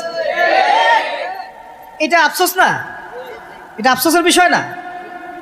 মনে করেন আমি এখানে বসে আছি এবং আমাদের ওস্তাদরা এখানে বসে আছেন, আমি তো নিজেই কখনো ইমামতি করতে যাব না। কেন যাব না? এখানে আরও যোগ্য মানুষ আছেন, তাই তো? তাহলে আমাদের মধ্যেই যদি এভাবে আমরা এড়িয়ে যাই, আমরা যোগ্য মানুষকে সামনে ঠেলে দেই, কিন্তু রাষ্ট্র চালানো একটা বিশাল কাজ, যার মধ্য দিয়ে 16 কোটি মানুষের ভাগ্য নির্ধারিত হচ্ছে। মানে ভাগ্য বলতে বোঝাচ্ছি ভালো মন্দ, জুলুম, ইনসাফ, এই বিষয়গুলো নির্ধারিত হচ্ছে না রাষ্ট্র ব্যবস্থার মধ্য দিয়ে। তো এই দায়িত্বটা আমি আবার কিছু অযোগ্য মানুষের হাতে দিয়ে নিশ্চিন্তে বাসায় গিয়ে ঘুমাচ্ছি। এটা তো আমাদের একটা অদূরদর্শিতা না? এই জন্য আমাদের সবাইকে একটা পলিটিক্যাল ভিশন এখন রাখতে হবে। আগে যা হয়েছে, যখন যেটা বুঝি নাই, এখন মসজিদ, মাদ্রাসা, মক্তব যেভাবে আমরা চালাই সাফল্যের সাথে, সেইভাবে আমরা সমাজ চালাবো ইনশাআল্লাহ, সেইভাবে আমরা ইনশাআল্লাহ অর্থনীতিও চালাবো ইনশাআল্লাহ, আজ হোক আর কাল হোক রাষ্ট্র চালাবো ইনশাআল্লাহ। এবং আমরা আমাদের তরুণ ভাইদেরকে সাথে নিব, প্রতিভাবান ভাইদেরকে সাথে নিব, তুল্লাবদেরকে সাথে নিব, যারা সাহসী তাদেরকে সাথে নিব। আমাদের মধ্যে যারা অমুসলিম কিন্তু আবু তালেবের মতো আমাদের কাছে ওই ভূমিকা রাখবে, প্রয়োজনে সেই মানুষদেরকে আমরা স্পেস দিব ইনশাআল্লাহ। আবু তালেব আমাদেরকে সাহায্য করেন নাই মক্কায়? করেছেন কি না? তো যদি অমুসলিমও হয় কিন্তু আবু তালেবের মতো হয়, কোনো সমস্যা নাই। কিন্তু অমুসলিম হয়ে যদি আবু জেহেলের মতো হয়, সমস্যা আছে। কথা বুঝতে পারছি? তাহলে ইসলামী রাষ্ট্র ব্যবস্থা নতুন কোনো কনসেপ্ট নয়, বরং এটা একটা প্রাচীন কনসেপ্ট। সভ্যতা শুরুই হয়েছে একজন খলিফা দ্বারা, সুবহানাল্লাহ। আর এই মানব সভ্যতার শেষও হবে একজন ইমামুন আদিল খলিফার হাতে। তিনি কে? ইমামুল মাহদি এবং ঈসা আলাইহিস সালাম। তাহলে সভ্যতা শুরু হলো ইসলাম দিয়ে, সভ্যতা শুরু হলো খিলাফা দিয়ে, সভ্যতা শুরু হলো শরিয়া আইন দিয়ে, আর শেষও হচ্ছে একজন ইমামের হাতে, একজন নবীর হাতে এবং ইসলামী খেলাফতের হাতে। বিশ্ব ব্যবস্থার গন্তব্য হচ্ছে ইসলামী খেলাফত। এই বিশ্বের গন্তব্য কি? আস্তে আস্তে আবারও ইসলামী খেলাফার দিকে আসবে। নবুয়তের আদলে খেলাফা আসবে, আবার নবুয়তের আদলে খেলাফা আসবে ইনশাআল্লাহ। এখন আমরা জানলাম যে খেলাফা দিয়েই শুরু হয়েছে, খেলাফা দিয়েই শেষ হবে। তাহলে ভাই আমরা মাঝখানে কি করতেছি? আমরা মাঝখানে আসলে কি করতেছি? না, আমাদের এই পলিটিশিয়ানদেরকে কে বুঝাবে বলেন? কার এই ক্ষমতা আছে তাদেরকে বুঝায়? কিছু বিষয় আছে, কিছু মানুষ বুঝতে চায়, কিছু মানুষ বুঝতে চায়, আর কিছু মানুষ তো বোঝার কোশিশও করে না। কিছু আছে অবুঝ, যাদেরকে বোঝানো যায়, আর কিছু না বুঝ, যতই বুঝান বুঝবে না। এটা কি বলা হয়? এটা কি বলা হয়? না বুঝ, কখনোই বুঝবে না। সুম্মুন বুকমুন উমিয়ুন ফাহুম লা ইয়ারজিউন, এরকম আর কি। এর কথা হচ্ছে দাওয়াত তো দিতে হবে আমাদেরকে, বুঝুক আর না বুঝুক আমরা কি করব? দাওয়াত দিব। নবী সাল্লাল্লাহু আলাইহি ওয়াসাল্লাম আবু জেহেল, আবু লাহাবদেরকে দাওয়াত দিয়েছেন না? উতবা সাইবাদেরকে দাওয়াত দিয়েছেন না? তারা কেউ মেনেছে, কেউ মানে নাই। ওমর রাদিয়াল্লাহু আনহু দাওয়াত কবুল করেছেন, হামজা রাদিয়াল্লাহু আনহু দাওয়াত কবুল করেছেন, খালিদ বিন ওয়ালিদ দাওয়াত কবুল করেছেন। কিন্তু দেখা গেছে আবু জেহেল, আবু লাহাব, উতবা সাইবা, আশনাক বিন শারিকেরা দাওয়াত কবুল করে নাই। কিন্তু আমাদের দাওয়াতটা সব মহলেই প্রচার করতে হবে। আল্লাহ পাক আমাদেরকে বোঝার তৌফিক দান করেন। শুধু পলিটিশিয়ান না, বরং প্রশাসনে যারা আছি আমরা, প্রশাসনে যারা আছেন, গোয়েন্দা সংস্থা যারা আছে, যারা আপনার বুদ্ধিজীবী বলে দাবি করেন নিজেদেরকে, যারা শিক্ষক আছেন, যারা গার্মেন্টস সেক্টরে আছেন, ছাত্র ভাইরা, আওয়ামরা, নারীরা, সবার মধ্যেই দাওয়াতটা দিতে হবে। শুধুমাত্র আমাদের দাড়ি টুপিওয়ালা মানুষদের মধ্যেই দাওয়াতটাকে সীমাবদ্ধ রাখলে কিন্তু চলবে না, কারণ তারাও সমাজের একটা বড় অংশ। তাদেরকে বাদ দিয়ে কিন্তু আমরা কাজ করতে পারছি না। আল্লাহ পাক আমাদের সব মহলে দাওয়াতের কাজ করার তৌফিক দান করেন। ধরেন আমাদের সামরিক কোনো প্রশিক্ষণ নাই, আছে? নাই। কিন্তু আমাদের আর্মি অফিসার ভাইদেরকে যদি আমরা দাওয়াত দিয়ে তাওহীদ বোঝাতে পারি, রেসালাত বোঝাতে পারি, আখিরাত জানাতে পারি, আল্লাহ পাকের শরিয়া আইন, ইসলামী রাষ্ট্রের গুরুত্ব, এই তাগুত, এই কুফর, শিরক, নেফাক, এগুলো স্পষ্ট করতে পারি, জিহাদ তো তারাই করবেন ইনশাআল্লাহ, তাই না? প্রশিক্ষণ তাদের আছে, তাদের ওই যোগ্যতা আছে, তাদের সেই ম্যাচুরিটি আছে, তাদের বিচক্ষণতা আছে, দেখবেন তারাই আমার হচ্ছে ভালো যুদ্ধ করতে পারবে। তাহলে যদি আমরা আজ হোক আর কাল হোক, আল্লাহ জানেন ভালো, আমরা জানি না, যদি কোনো কুফার শক্তির সাথে আমাদের কখনো কনফ্লিক্ট হয়, তাহলে সামনে কারা থাকবে? তাদেরকেই তো রাখতে হবে। এই জন্য দাওয়াত তাদেরকেও দিতে হবে অবশ্যই। এই দাওয়াতটা আমাদের একটু ঘাটতি হয়ে গেছে বলে আমি মনে করি। অনেক ওলামায়ে কেরাম একমত হন যে আসলে সব মহলে দাওয়াতটা এইভাবে প্রচার হচ্ছে না। আমরা চিন্তাটা তো এমন থাকা উচিত যে গুম হয়ে গেলেও আমি ওই সেলে বসেও দাওয়াতে কাজ করব। জেলখানায় চলে গেলে ওখানেও আমি দাওয়াতে কাজ করব। এটাও সুন্নাত, এটাও তো সুন্নাত। মানে এভাবে দাওয়াতে কাজ করলে অনেক ফলাফল হয়, ফলাফল আসে। এখন বাংলাদেশে বহু আর্মি অফিসার, মেজর, কর্নেল, র্যাবের অফিসার তওবা করে ফিরে আসতেছে, পুলিশের অফিসার তওবা করে ফিরে আসতেছে, বিজিবির ভাইরা দেখবেন অনেকে মাশাআল্লাহ কঠিন প্র্যাকটিসিং মুসলিম আছে। এই সমস্ত ভাইদের কাছে আমাদেরকে দাওয়াত দিতে হবে। কিসের দাওয়াত দিব? যে ভাই আমরা মুসলিম, দুনিয়াতে একবারই আসছি, আর দ্বিতীয়বার আসতে পারবো না। যতদিন বাঁচতেছি আল্লাহর বিধান মেনে বাঁচবো, আল্লাহর বিধান দ্বারা সমাজ এবং রাষ্ট্র গড়ার চেষ্টা করবো ইনশাআল্লাহ। এবং এটার পথ পদ্ধতি আমাদের সামনে স্পষ্ট আছে। আমাদের কাছে পশ্চিমা মতবাদ থেকে পথ পদ্ধতি নেওয়া লাগবে না। আমাদের কাছে পথ পদ্ধতি একদম স্পষ্ট, রূপরেখা আমাদের কি স্পষ্ট আছে। আমাদের গোপন কোনো এজেন্ডা নাই, আমাদের এজেন্ডা একদম স্পষ্ট।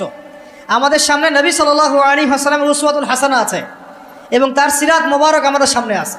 ওইটা ধরে ধরে আমরা পথ চলবো ইনশাআল্লাহ। দেখবেন ইনশাআল্লাহ তাআলা একদিন না একদিন আল্লাহ পাকের জমিন, আল্লাহর দিন কায়েম হবে ইনশাআল্লাহ। আল্লাহ পাক আমাদের সবাইকে ওই কাফেলায় যেন কবুল করেন, আমিন। এখন এটা যে প্রাচীন মতবাদ এটা বুঝলাম তো, কারণ আপনারা আমাকে উত্তর দেন দেখি, অনেক তো বলে ফেললাম।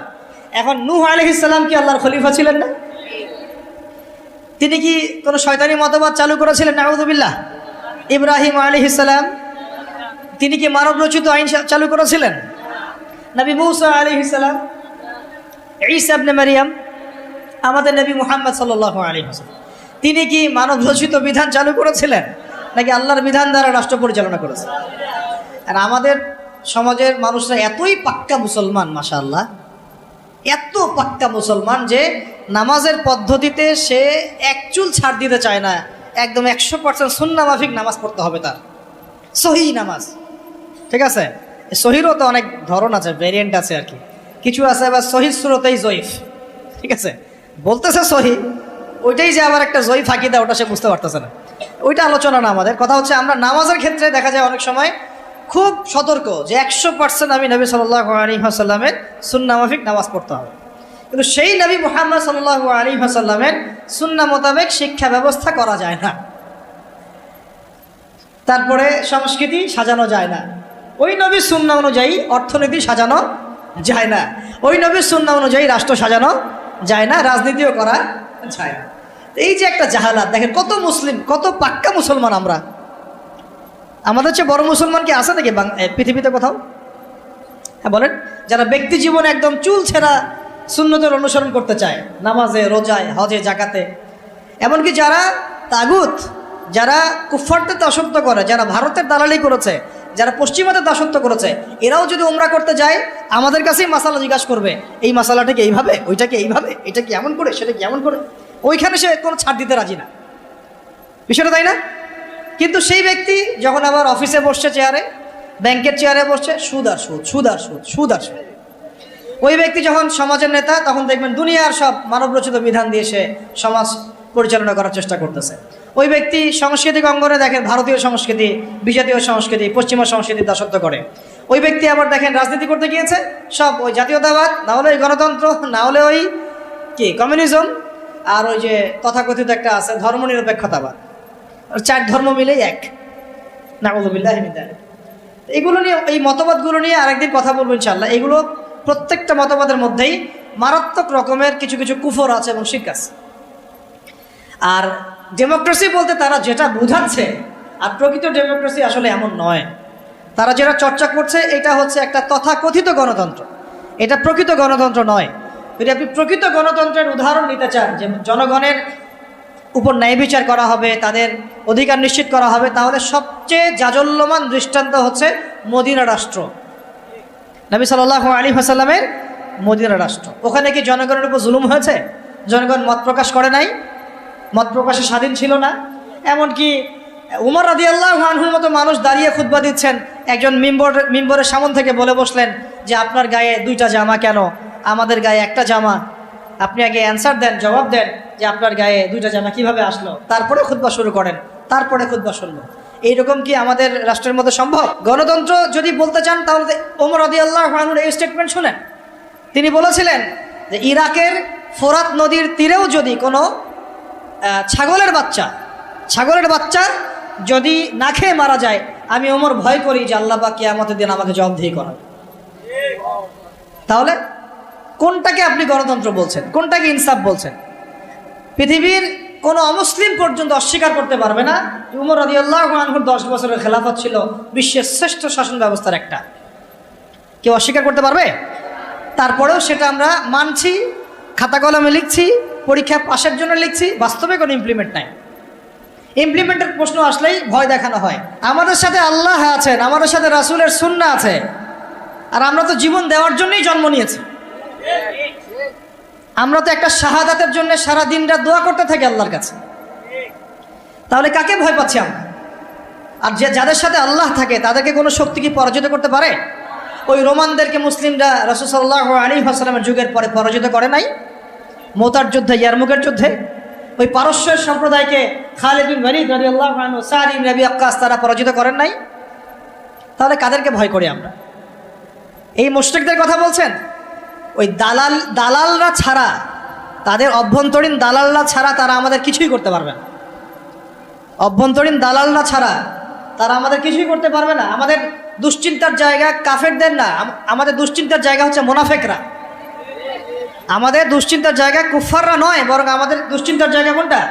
মুনাফিকরা। এই মুনাফিক মুক্ত, দালাল মুক্ত সমাজটা গড়েন, দেখবেন যে ইসলামী শরিয়া অর্ধেক কায়েম হয়ে গেছে। কিন্তু এটাও তো আমরা ব্যর্থ হলাম। এখন পর্যন্ত দেখছি যে সব জায়গায় তারা ঘুরে বেড়াচ্ছে, তাই না? সবার আগে উচিত ছিল এই কেসাসগুলো বাস্তবায়ন করা। তো কেসাস শব্দই তো মানুষ শুনে নাই, বুঝে না, জানে না। নামাজ জিজ্ঞাসা করলে নামাজ বুঝে, রোজা বললে রোজা বুঝে, সওম বললে সওম বুঝে, যাকাত হয়তো বুঝে কিছুটা, সালাত বুঝে, তারাবি বুঝে, কেসাস বুঝে না। কিসাস মানে মুগ্ধকে যে হত্যা করেছে তাকেও হত্যা করতে হবে, নাম কিসাস। এই ভাষায় কথা বলা দরকার ছিল আমাদের। খুনের বিচার এইসব শব্দ বাদ দেন, শব্দগত বিপ্লবের দরকার, শব্দগত বিপ্লবের দরকার আছে, ভাষাগত আদর্শের বিপ্লবের দরকার আছে। ওরা একটা শব্দ বলবে, আমাদেরকে কাউন্টার শব্দ বলতে হবে। ওরা যদি বলে আমরা ধর্মান্ধ, আমাদেরকে বলতে হবে এরা হচ্ছে সেকুলার অন্ধ, এরা নাস্তিক অন্ধ, এরা বামান্ধ। ওরা যদি আমাদেরকে মৌলবাদী বলে, আমরা ওদেরকে কাউন্টার শব্দ প্রয়োগ করব। ওরা আমাদেরকে বলে কি বলে, আর কি কি শব্দ বলে বলেন? হ্যাঁ, জঙ্গি টঙ্গি বলে, আমরা বলবো এরা দালাল। এরা কি? এরা দালাল। ওরা যদি কাউকে জঙ্গি বলে, আমরা বলবো সে মুজাহিদ। সে কি? মুজাহিদ।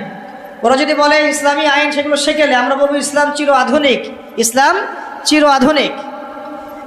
ওরা বলেছে আমাদেরকে যে হত্যার বিচার, তো হত্যার বিচার শব্দ তো অতটা মনের মধ্যে আঘাত করে না। কিসাস শব্দ আঘাত করে। কিসাস আল্লাহর দেওয়া শব্দ। চোখের বদলে চোখ, দাঁতের বদলে দাঁত, জানের বদলে জান। এটা কি বাস্তবায়িত হয়েছে? আপনারাই বলেন তো, এই জুলাই বিপ্লবের পরেও কি হয়েছে? অথচ আমরা গতকালকে নিউজে দেখলাম সিরিয়াতে কয়দিন আগে একটা ঘটনা ঘটেছে, দেখলেন না? যে সিরিয়ার বাশার আল আসাদ পতন ঘটিয়ে মুজাহিদ ভাইরা সেখানে গিয়েছে এবং সেটা আলহামদুলিল্লাহ সেটাকে আবার পুনরুদ্ধার করতে সক্ষম হয়েছে। এই 24 দিনের মধ্যে তারা ওদের 36টা বড় বড় যারা জালেম ছিল ওদের বিচার করা শেষ ওদের। আর আমার দেশে কত বছর লাগতে পারে এগুলো করতে? এই যে জিনিসগুলো কেন হচ্ছে না, কেন হবে না? কারণ আমরা ইসলামী শরিয়া বা ইসলামী আইনটাকে বাস্তবায়ন করতে পারি নাই। ইসলামী শরিয়া আইন থাকলে এটা ইনস্ট্যান্ট ব্যাপার ছিল, ইনস্ট্যান্ট। Then and then কেসাস। খুন করেছো ধরে নিয়ে আসা হবে, তার পরিবারকে আনা হবে, আর হত্যাকারীকে আনা হবে, পরিবারকে জিজ্ঞাসা করা হবে তোমার ওই সন্তানকে অমুক হত্যা করেছে, সাক্ষী আছে, প্রমাণ আছে, সব আমাদের কাছে দলিল প্রমাণ মওজুদ। তুমি কি তাকে মাফ করতে চাও? তুমি কি তাকে মাফ করে মুক্তিপণ নিতে চাও, না তার কেসাস চাও?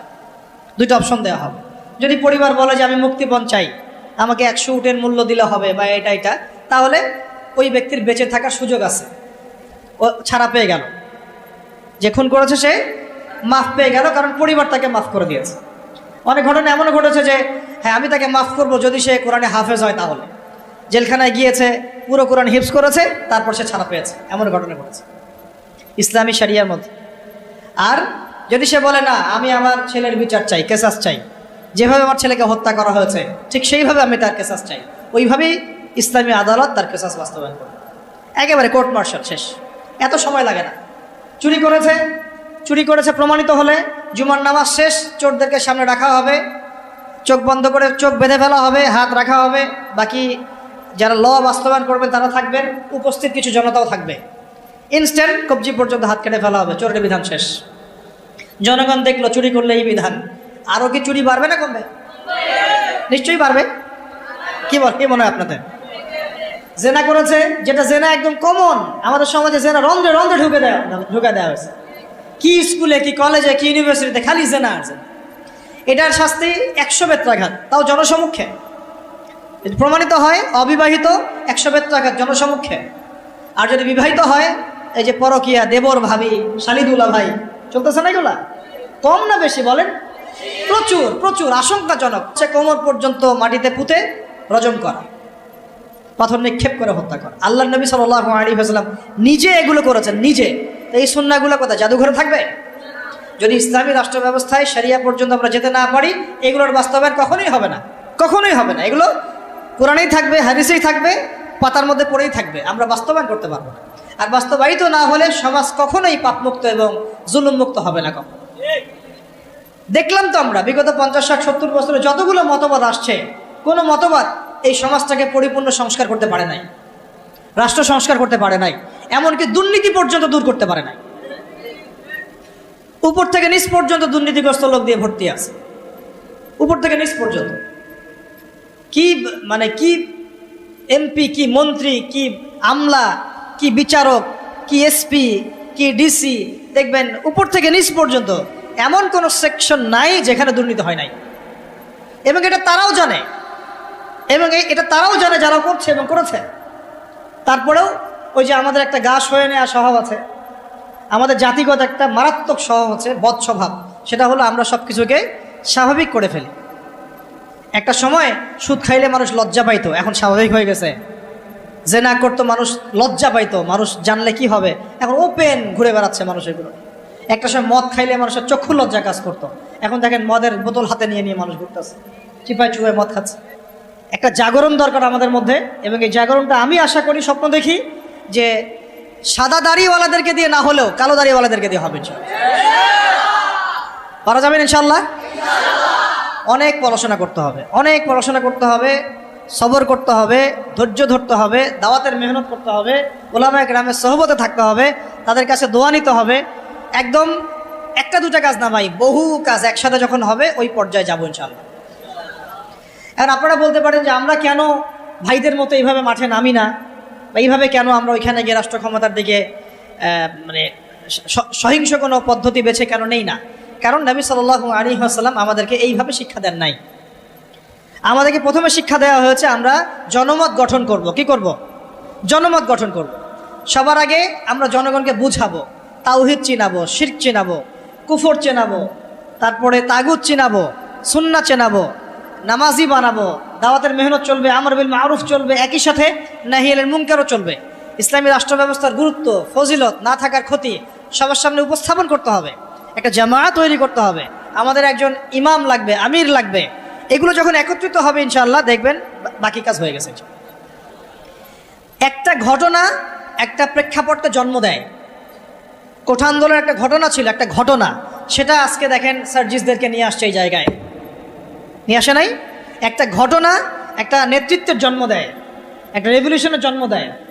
শাপলা চত্বর ছিল একটা ঘটনা যেটা পারত বাংলাদেশে রাষ্ট্র ক্ষমতা ইসলামকে নিতে, কিন্তু কেন জানি আমরা পারি নাই। হয়তোবা আল্লাহ পাক আরও ভালো কোনো পদ্ধতি আমাদের জন্য রেখেছেন হয়তোবা। তবে কোনো কোনো ঘটনা আমাদের সামনে আল্লাহ পাক ঘটান যেগুলোর মধ্য দিয়ে একটা রেভলিউশন হয়ে যেতে পারে।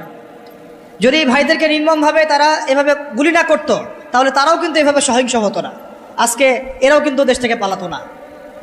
তাই না বিষয়টা? আমরা কি কেউ কল্পনাও করেছিলাম যে এভাবে 2 মাসের মধ্যে এমনটা হতে পারে? কখনো কল্পনা করা হয় নাই। বরং মানুষ তো বলছিল যে এরা কখনো যাবে, এমন তো মনেই হচ্ছে না। তাই না বিষয়টা? 1 মাসের মধ্যে আল্লাহ পাক করে দেখালেন। তাই ইনশাআল্লাহ সামনেও যদি এমন কোনো ঘটনা ঘটে যেই ঘটনা ইসলামপন্থীদের একটা ঐক্যের জন্ম দেয়, একটা লিডারশিপ নিয়ে আসে, একটা জামায়া নিয়ে আসে, একটা ইমারা নিয়ে আসে, আমরা তখন আপনাদেরকে আমাদের পাশে চাই। আর যদি আপনাদেরকে আমরা পাশে না পাই তাহলে আমরা বুঝবো আপনারা শুধু ওয়াজ শুনেন, এক কান দিয়ে ঢোকান আর এক কান দিয়ে বের করেন। এইভাবে এইরকম অডিয়েন্স আমরা চাই না। আমি শুরুতে একটা কথা বলছি, ইসলামী রাষ্ট্র কায়েম করা চারটাখানি কথা না, আর এটা গরু ছাগলদেরকে দিয়ে হবে না। এটার জন্য সাহসী, বুদ্ধিদীপ্ত এবং একটা জজবাওয়ালা তরুণ প্রজন্ম দরকার। আবেগও থাকতে হবে আমাদের। অনেকে বলে যেটা আবেগী কথা না, আবেগও থাকতে হবে। কারণ অনেক সময় আবেগ মানুষকে সাহসী ভূমিকা রাখার ব্যাপারে সহায়তা করে। আমরা যদি মাঠে থাকি, মাঠ মানে আবার ফেসবুক না। আপনি 1 মাস ফেসবুক চালায়েন না, একটা পোস্টও দিয়েন না, মানুষ বলবে যে আপনি তো মাঠে নাই, আপনাকে যে হুজুর মাঠে দেখি না। মানে তাদের কাছে মাঠ মানে কি? ফেসবুক। আমি মাঠ মানে বোঝাচ্ছি ময়দান মানে এই রুট লেভেল পর্যন্ত, টপ থেকে রুট লেভেল পর্যন্ত আমাদেরকে থাকতে হবে। মসজিদে, মাদ্রাসায়, মক্তবে, সংগঠনে, অ্যাসোসিয়েশনে, এই মিটিংয়ে, সিম্পোজিয়ামে, তালিমে, দার্সে, সব জায়গায় এটা মাঠ। মাঠ মানে শুধু ফেসবুক না। কথা বুঝতে পারছি ভাই? তো ইনশাআল্লাহ আমরা যদি এভাবে মাঠে থাকি, আপনারা যদি আমাদের সাথে থাকেন, ইনশাআল্লাহ বাংলাদেশে ইসলামপন্থীদেরকে টক্কর দিয়ে কারো ক্ষমতা নেই রাষ্ট্র ক্ষমতা যায়। আর আমরা যদি ওই সুযোগটা আরেকবার দেই তাদেরকে, আমরা যদি এই সুযোগটা তাদেরকে আরেকবার করে দেই, একটাও বাকি রাখবে না তারা, একটাকেও বাকি রাখবে না, একটাকেও বাকি রাখবে না। এবার যদি তারা কেউ আসতে পারে, তাদের এর জায়গায় যদি কোনো বি গভর্নমেন্টও আসে, তবুও আমাদের একটাকেও বাকি রাখবে না। তাই কোনো স্পেস তাদেরকে দেওয়া যাবে না, সুযোগ নাই। এখন আমাদেরকে ওই জায়গায় যেতে হবে। আল্লাহ পাক আমাদের যাওয়ার তৌফিক দান করেন। এখন লম্বা হয়ে যাচ্ছে, আর 2টা পয়েন্ট বলে আমি শেষ করবো। ধৈর্য আছে কি? আর 3টা পয়েন্ট। একটা হচ্ছে এই রাষ্ট্র ব্যবস্থাটা আমাদের নবীজি করে দিয়ে গেছেন না, যান নাই? তাহলে আমাদের সামনে নবী সাল্লাল্লাহু আলাইহি ওয়াসাল্লামের দেয়া পথ পদ্ধতি আছে কি নাই? আছে। আর আমরা একটু জানি, কয়েকটা পয়েন্ট জানি যে এটার ফজিলত কী কী হতে পারে। আমি কয়েকটা পয়েন্ট বলতেছি। দেখেন, ইসলামী রাষ্ট্র ব্যবস্থা থাকলে আমরা আল্লাহর জমিনে আল্লাহর কোরআনের আইনগুলো বাস্তবায়ন করতে পারবো, 1 নাম্বার, তাই না? আর এটা কত বড় ইবাদত সেটা ওলামায়ে কেরামদের কাছ থেকে জেনে নিয়ে, এটা যে কত বড় একটা ইবাদত যে আল্লাহর জমিনে আল্লাহর বিধান চলতেছে, এটার যে সামাজিক ফজিলত এটা বলে শেষ করা যাবে। 2 নম্বর, সমাজে আমরা সর্বপ্রথম নামাজ কায়েম করতে পারবো। নামাজ কি কায়েম আছে? ঐচ্ছিক, পড়লে পড়েন, না পড়লে নাই, তাই না? কিন্তু মাস্ক আপনাকে পড়া লাগবে করোনা হইলে, তাই না? বিষয়টা সরকার বলবে মাস্ক পড়তে হবে, না হলে তো জরিমানা। কিন্তু আপনি নামাজ বাধ্যতামূলক মুসলিমদের করা হচ্ছে না। কিন্তু ইসলামী শাসন ব্যবস্থা থাকলে নামাজ বাধ্যতামূলক, মুসলিমদের কথা বলছি, বালেক যারা নামাজের যোগ্য হয়েছেন। তারপরে পর্দার বিধানটাকে আমরা বাস্তবায়ন করতে পারব। সমাজে ফিতনা কমে যাবে, জেনা কমে যাবে, ব্যভিচার কমে যাবে, যত রকম এই যে স্টার জলসা, জি বাংলা, পর্নোগ্রাফি, হাবিজাবি যা আছে এগুলোকে আমরা বন্ধ করে ফেলতে পারবো কি না? তারপরে জাকাত ভিত্তিক অর্থ ব্যবস্থা আমরা চালু করতে পারব। জাকাত বাধ্যতামূলক রাষ্ট্রের পক্ষ থেকে আদায় করা হবে, সমাজের দরিদ্র মানুষদের কোনো কষ্ট থাকবে না। তারপরে আমরা আরও অনেক কিছু, যেমন আমরা ওলামায়ে কেরামদের একটা সিকিউরড লাইফ নিশ্চিত করতে পারব। যেমন প্রত্যেকটা মসজিদ, প্রত্যেকটা মাদ্রাসা এগুলোকে রাষ্ট্রীয়করণ এবং এগুলোকে ভাতার ব্যবস্থা করা। তারা যদি পুলিশদেরকে দিতে পারে, র্যাবকে দিতে পারে, ডিজিএফআইকে দিতে পারে, আর্মিদেরকে দিতে পারে, ওলামায়ে কেরাম বাদ যাবে কেন? ওলামায়ে কেরামদের জন্য কেন কোয়ার্টার থাকবে না? কেন সরকারি গাড়ি থাকবে না? কেন বেতন ভাতা থাকবে না? কেন থাকবে? থাকা উচিত ছিল কি না? বরং তারাই তো আমাদেরকে পথ দেখাচ্ছেন, আলোর পথ। তো এই যে বৈষম্য না, এগুলো বৈষম্য। তারপরে আরও দেখেন, প্রাইমারি স্কুলে আমি আমার বাচ্চাকে কোরআন শিক্ষা বাধ্যতামূলক করতে পারবো না?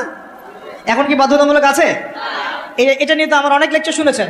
অনার্স মাস্টার্স পাসও যদি আপনি কোনো স্টুডেন্টকে ধরেন, 100 জনের মধ্যে দেখা যায় 10 জনও ঠিকমতো কোরআন তেলাওয়াত করতে পারেন। আমরা বলছি এটা ইসলামিক রাষ্ট্র, আমার ইসলামিক রাষ্ট্রের মুসলিমরা কোরআন তেলাওয়াত করতে পারে না, এটা কেমন হলো? তাহলে কোরআনের শিক্ষাটা আমরা বাধ্যতামূলক করতে পারতাম। তারপর শুধু তাই না, হাই স্কুল লেভেলে আমরা আমাদের ভাইদেরকে আরবি ভাষা শেখাতে পারতাম, নাহু সরফ শেখাতে পারতাম, এবং তারাও কোরআনের তর্জমা করার যোগ্যতা অর্জন করত। অনার্স লেভেলে গিয়ে, মাস্টার্সে গিয়ে তারা এমন হতো হাদিসের এবারত পড়তে পারছে, এরাত দিতে পারছে, মাশাআল্লাহ। কেউ হয়তো ইফতা দিয়ে ফেলছে, কেউ হয়তো দাওরা হাদিস দিয়ে ফেলছে। এমনও করা সম্ভব ছিল, এখনও সম্ভব। এটা কি হয়েছে? অথচ আপনি দেখবেন সমাজের 75% মানুষ জেনারেল শিক্ষিত। এই বেশিরভাগ মানুষকে আমি ইসলাম শেখাতে পারছি না, শুধু ইসলামী শিক্ষা ব্যবস্থা না থাকার কারণে। যদি ইসলামী শিক্ষা ব্যবস্থা থাকতো তাহলে এই সমস্যাটা থাকতো না। ঘরে ঘরে তখন হাফেজ থাকতো, ঘরে ঘরে আলেম তৈরি করা যেত। অন্তত পক্ষে ফরজে আইন তো তারা জানতো, নিজের মানে ইমামতি করার যোগ্যতা তো সে অর্জন করতো, নিজের বাবার জানাজা তো পড়তে পারতো। এখন কি সেটা হয়? অথচ তারা কিন্তু মুসলিম, কালিমা পড়া। ইসলামী রাষ্ট্র ব্যবস্থা থাকলে আমরা এই যে সুদ খাচ্ছি, নাউজুবিল্লাহ, মায়ের সাথে যে জেনা করা হচ্ছে, তাই না? এটা তো নতুন হাদিস না, আপনারা তো জানেনই। সুদের সবচেয়ে নিচের শাখাটাই তো হচ্ছে মায়ের সাথে কি করা? জেনা করা। সবচেয়ে উঁচু শাখা কি? আল্লাহ এবং তার রাসূলের সাথে যুদ্ধ করা। তো এখন আমরা তো সবাই দায়ী করতেছে। যেহেতু ইসলামী রাষ্ট্র ব্যবস্থা নাই, তাই এখানে সুদভিত্তিক ব্যাংকিং সিস্টেম চলছে। ইসলামী রাষ্ট্র ব্যবস্থা থাকলে আমরা এটাকে কমিয়ে ফেলতে পারতাম। আমরা কৃষিভিত্তিক অর্থনীতি, দুর্নীতিকে কমাতে পারতাম, আমরা জাকাত আদায় করতে পারতাম, আমরা সাদাকা ভিত্তিক অর্থনীতি নিতে পারতাম, ডুয়েল কারেন্সি আনতে পারতাম, আরও অনেক কিছু করতে পারতাম। এটা নিয়ে আলাদা আলোচনা, ইকোনমির আলোচনা অনেক গভীর, এটা আপনি এখন করতে পারবেন না। বরং এই জায়গাগুলোতে যত রকম দুর্নীতি, ঘুষ, সুদ সব ভর্তি হয়ে যাবে। ভালো মানুষ সে যে লাভ হচ্ছে না তো, কারণ আমি এখানে নামাজ পড়ছি, এখান থেকে বের হয়ে গিয়েই সুদ খাচ্ছি। এই জন্যই তো দোয়া কবুল হচ্ছে না, ইবাদতে স্বাদ পাচ্ছি না। আল্লাহ পাক আমাদেরকে সুদমুক্ত জীবনযাপন করার তৌফিক দান করুন। ইসলামী রাষ্ট্র ব্যবস্থা থাকলে পরে এই যে কাদিয়ানিরা আবারও খতমে নবুয়তকে চ্যালেঞ্জ করতে পারতো না, তাই না? আপনারা তো জানেন, কেউ যদি নবী সাল্লাল্লাহু আলাইহি ওয়াসাল্লামকে গালি দেয়, তার স্ত্রীর চরিত্র নিয়ে কথা বলে, আছে না এমন কিছু? তার শাস্তি কি? আলেমদের কাছ থেকে জেনে নিয়েন। একদম কতল। ও যদি তওবাও করে তবুও কতল। তওবা করেছে তবুও শিরচ্ছেদ করতে হবে। এর বাইরে কোনো কি নাই, কোনো দণ্ডই নাই। করতে পারবেন আপনি বাংলাদেশে? এখন পারবেন না, ইসলামী রাষ্ট্র ব্যবস্থা নাই তাই। ইসলামী রাষ্ট্র নাই তাই। বরং যদি আপনি তাদের বিরুদ্ধে কিছু বলেন, বা কেউ যদি এগ্রেসিভ হয়ে নিজের হাতে দায়িত্ব তুলে নিয়ে এই কাজটা করে ফেলে, তাহলে তাকে ওই জেলে ঢুকে রেখে দিন। যাবজ্জীবন কারাদণ্ড দিয়ে দিবে, ফাঁসি দিয়ে দিবে। অথচ সেই ব্যক্তি একজন বীর পুরুষ, যে নবী সাল্লাল্লাহু আলাইহি ওয়াসাল্লামের শানে কটূক্তিকারীকে হত্যা করেছে। ও আমাদের আগে জান্নাতে যাবে ইনশাআল্লাহ। সে হচ্ছে রসুলের প্রকৃত আশেকের রসুল। এটা আমাদের চোখে সে একজন কি অপরাধী, তাই না? এই হলো সেকুলার রাষ্ট্র এবং অনইসলামিক রাষ্ট্রের, ইসলামী রাষ্ট্র না থাকার কুফল। তো যাই হোক, এখন আপনারা জানেন সাতেম, এটাকে বলা হয় সাতেমে রসুল। তো সাতেমে রসুলের শাস্তি যদি এটা হয়, তাহলে যে নবুয়ত দাবি করতেছে ওর কি শাস্তি? আপনারা বলেন তো কোনটা বড় অপরাধ? দেখি বুদ্ধি কত আপনাদের।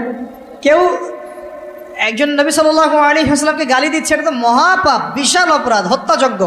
আর একজন গালি দেয় নাই, কিন্তু সে নিজেই নিজেকে নবী দাবি করতেছে নবী সাল্লাল্লাহু আলাইহি ওয়াসাল্লামের পরে। বলেন তো, তাহলে এই যে এদেরকে কয়বার ফাঁসি দেওয়া দরকার ছিল?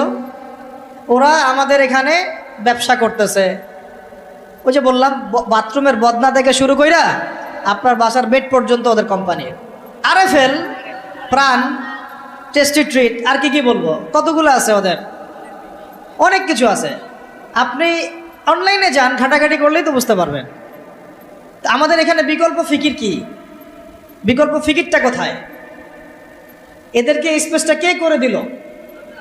তো নিশ্চয়ই মুসলিম রাষ্ট্রের প্রধান। আর মুসলিম রাষ্ট্রের যারা দায়িত্বশীল ছিল তাদেরকে রাষ্ট্র ক্ষমতায় উঠিয়েছে কারা? গরু, ছাগল, হাঁস, মুরগি, না আমরাই, নাকি জিনরা উঠাই নিয়ে গেছে ক্ষমতায়? তাহলে এই সমস্ত তাদের কৃতকর্মের সমস্ত পাপের দায়ভারের একটা অংশ আমার কাঁধে আসবে কি নাকি আমাদের মাঠে? বাস দেওয়ার জন্য প্রস্তুতি নেন। তাহলে এখন বাংলাদেশের মানুষের এটা, আমাদের দেশের মানুষের এটা হচ্ছে একটা প্রাপ্য। এই জুলুমগুলো আমাদের প্রাপ্য, কারণ আমরাই জালেমদেরকে উপরে উঠেছি। এটা আমাদের প্রাপ্য, আমরা রিজার্ভ করি এটা। আল্লাহ পাক আমাদের যে কবে মাথা খুলবেন আল্লাহ ভালো। এখনো সময় আছে, চোখ খুলেন, চোখ খুলেন। এই চোখ নাই, যে এই চোখ খুলেন। কোন চোখ খুলেন? দিলের চোখ খুলেন, বোঝার চেষ্টা করেন। ইসলামী রাষ্ট্র ব্যবস্থা থাকলে এরকম অনেক সুফল আছে। সালাত কায়েম করা যাবে, যাকাত কায়েম করা যাবে, হজ সহজ করা যাবে, সিন্ডিকেট কমায় ফেলা যাবে, মসজিদ মাদ্রাসাগুলো উন্নয়ন করা সম্ভব, শিক্ষাক্ষেত্রে ইসলাম নিয়ে আসা সম্ভব, ব্যাংকিং সেক্টরে ইসলাম নিয়ে আসা সম্ভব, সমাজ ব্যবস্থায় ইসলাম বিরোধী সমস্ত মতবাদকে সরিয়ে ফেলা সম্ভব, ইসলাম বিদ্বেষী অপতৎপরতাগুলোকে কমিয়ে ফেলা সম্ভব, এবং সবচেয়ে বড় কথা, রাজনৈতিক অঙ্গনে গিয়ে আল্লাহ পাকের জমিনে আল্লাহর সংবিধান বাস্তবায়ন করা সম্ভব। এটা সবচেয়ে বড় কাজ। শুধু তাই নয়, যদি এরকম ইসলামী রাষ্ট্র কায়েম হয়, তখন ওই রাষ্ট্রের দিকে যদি কেউ চোখ দেয়, তখন ওই চোখ উপড়ে ফেলার জন্য জিহাদও করার সুযোগ থাকে। কারণ জিহাদ তো করেছেন নবী সাল্লাল্লাহু আলাইহি ওয়াসাল্লাম মদিনা রাষ্ট্র কায়েম করার পরে, তাই না? মদিনা রাষ্ট্র কায়েম করার পরে কিন্তু সশস্ত্র যুদ্ধ হয়েছে, এটা মনে রাখবেন। মদিনা রাষ্ট্রটা কায়েম হয়ে যাওয়ার পরে কিন্তু একটা সশস্ত্র যুদ্ধ হয়েছে, গাজওয়া হয়েছে, সারিয়া হয়েছে, বদর, উহুদ, খন্দক, এগুলো হয়েছে। মক্কাতে কিন্তু এই যুদ্ধটা হয় নাই। মক্কায় হয়েছিল? মক্কায় কিন্তু যুদ্ধটা হয় নাই। মদিনায় হিজরত করে যাওয়ার পরে সেখানে তিনি রাষ্ট্র গঠন করেছেন, সামরিক বাহিনী শক্তিশালী করেছেন, অস্ত্রশস্ত্র নির্মাণ করেছেন, রাষ্ট্রের নিরাপত্তার স্বার্থে সারিয়া অভিযান হয়েছে। এরপরে কাফেরদের উপর আক্রমণগুলো হয়েছে। আর যদি কোনো কাফের আক্রমণ করতে আসতো, আমরা একদম উচিত শিক্ষা দিয়ে পাঠাইতাম ওদেরকে। এমন হতো না যে বর্ডারে একজন মানুষকে গুলি করে মারলো আর আমরা লাশ নিয়ে ভদ্রভাবে চলে আসলাম। এমন কাপুরুষ কখনো ইসলামিক রাষ্ট্র ছিল না। বরং একটা লাশ ফেললে আমরা 10টা ফেলে দিতাম। এরকম ছিল আমাদের জজবা, আমাদের অবস্থা। আল্লাহ পাক আমাদেরকে বোঝার তৌফিক দান করে না। তো ইসলামী রাষ্ট্র ব্যবস্থা থাকলে তখন রাষ্ট্রীয় আমির রাষ্ট্রীয় সেনাবাহিনী দিয়ে, আওয়ামদেরকে দিয়ে প্রয়োজনে সশস্ত্র যুদ্ধের অবস্থায়ও ভূমিকা রাখতে পারবে ইনশাআল্লাহ। তো এগুলা ইসলামী রাষ্ট্রের বহু ফজিলত, যেটা এক বৈঠকে আলোচনা করে শেষ করা যায় না। ইনশাআল্লাহ আরেক সামনের মাসে যদি আসি আবার কথা হবে ইনশাআল্লাহ। একদিন 2 দিন আলোচনা করে এগুলো বোঝানো যায় না। মাসিকভাবে চালু রাখতে হবে, মসজিদ ভিত্তিক, এবং পরিবেশ বজায় রাখতে হবে। এই যে এখন সুন্দর মতো বসে আছেন, কত সুন্দর মতো আলোচনাটা করা গেল। এই আলোচনাটা আমি কোনো মাহফিলে করতে পারতাম না। এই আলোচনাটা আমি কোনো মাহফিলে এখন পর্যন্ত এইভাবে করতে পারিও নাই, এই এখন যেটা পারলাম। এই জন্য বলি, মসজিদ ভিত্তিক এইরকম তালিমি বৈঠকগুলো, হালাকাগুলো বাড়ানি চাল, দিন কায়েম হয়ে যাবে চাল।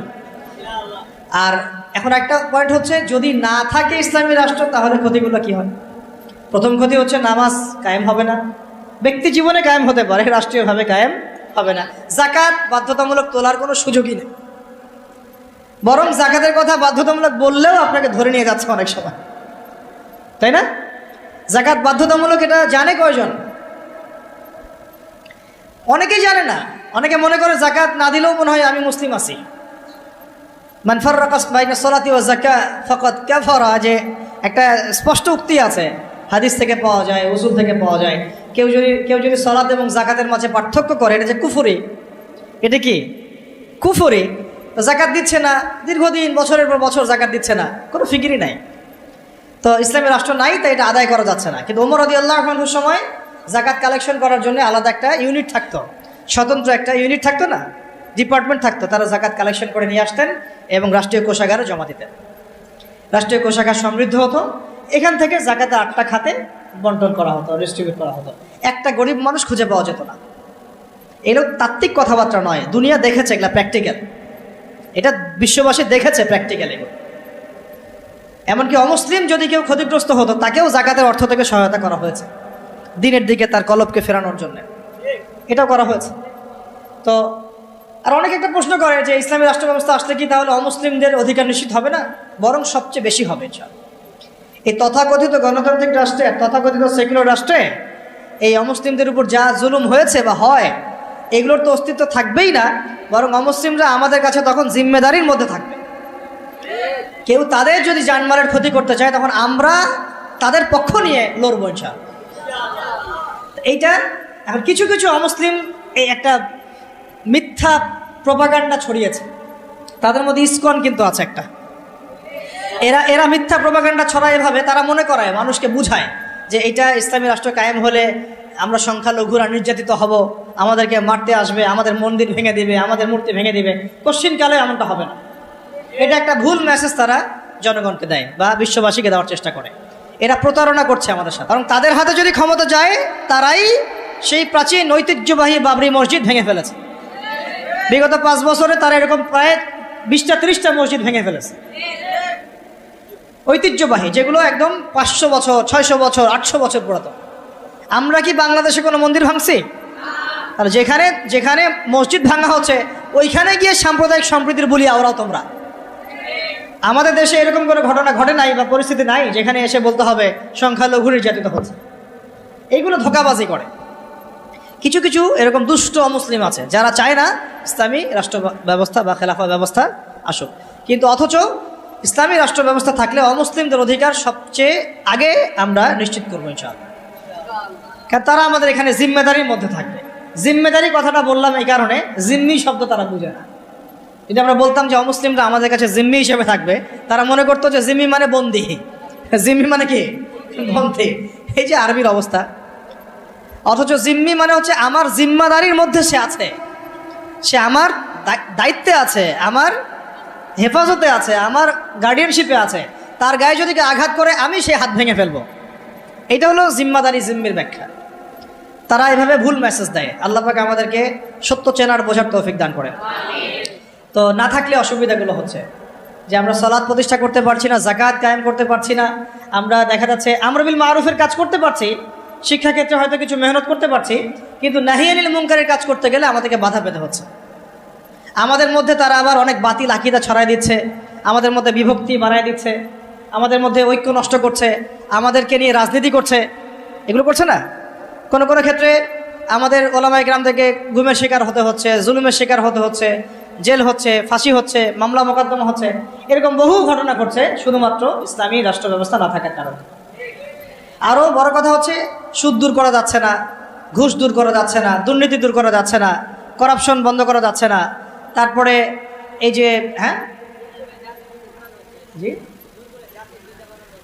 আরও তো অনেক প্রবলেম হচ্ছে। জিনা বন্ধ করা যাচ্ছে না, হুদুদগুলো কায়েম করা যাচ্ছে না, ব্যভিচার বন্ধ করা যাচ্ছে না, পর্নোগ্রাফি বন্ধ করা যাচ্ছে না।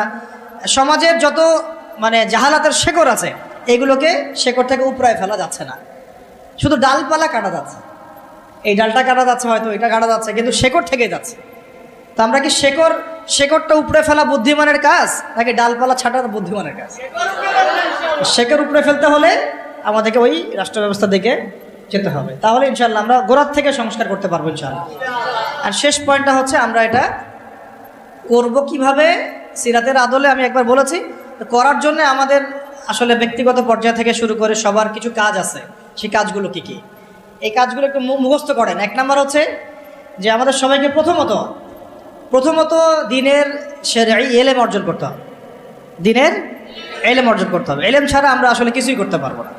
এবং ইলমটা আংশিক ইলম অর্জন করলে চলবে না, একটা পরিপূর্ণ ইলম আমাকে অর্জন করার চেষ্টা করতে হবে।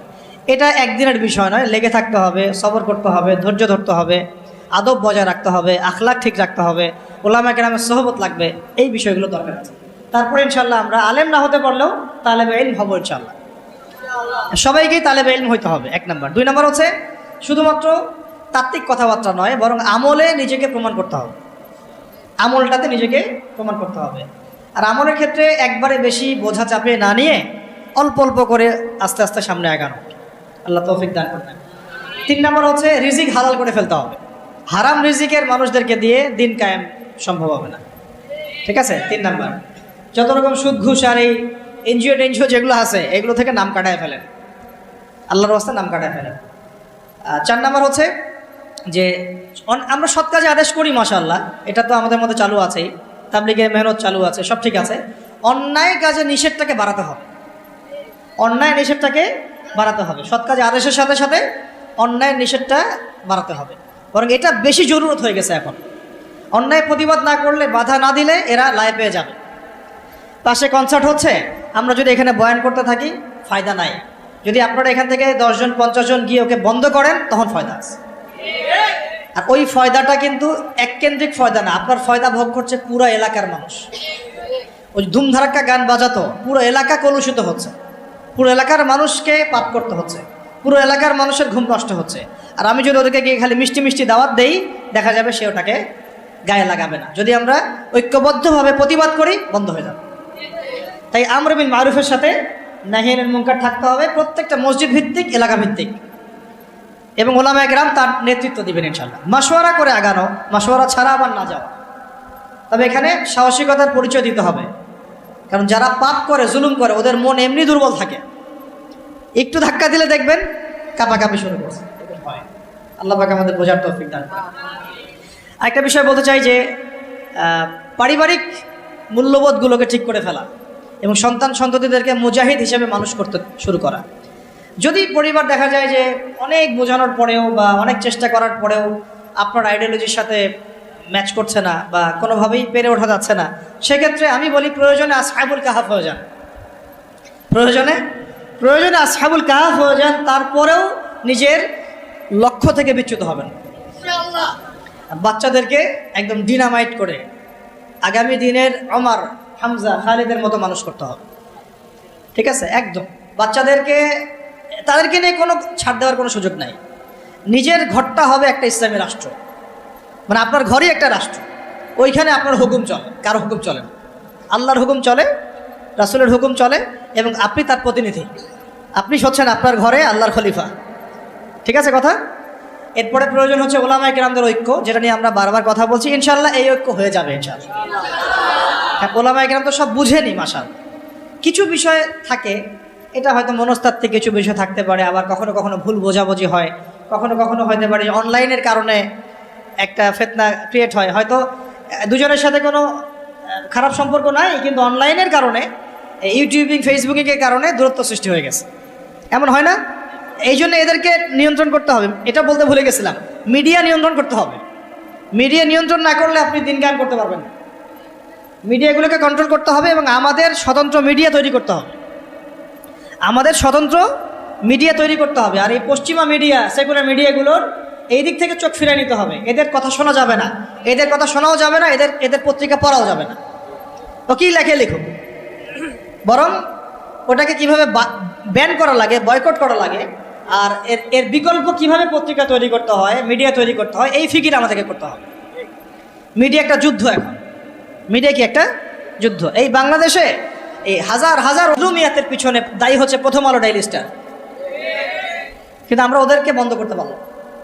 এই যে বললাম যে ওই পর্যায় পর্যন্ত না গেলে আপনি এটা করতেও পারবেন না।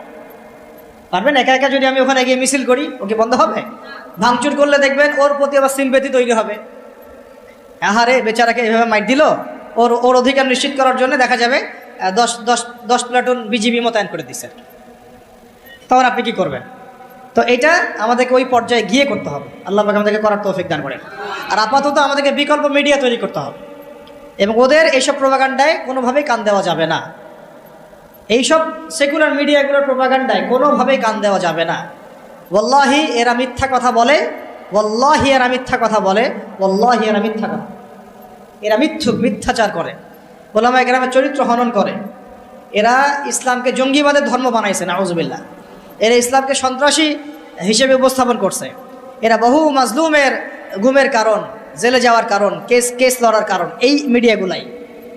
অতএব এদের থেকে আপনাদেরকে মুখকে ফিরাই নিতে হবে। এটা ইমানের দাবি আমাদের। ঠিক যেমন বললাম যে কাদিয়ানি পণ্য আপনি ব্যবহার করবেন না, কেন করবেন না?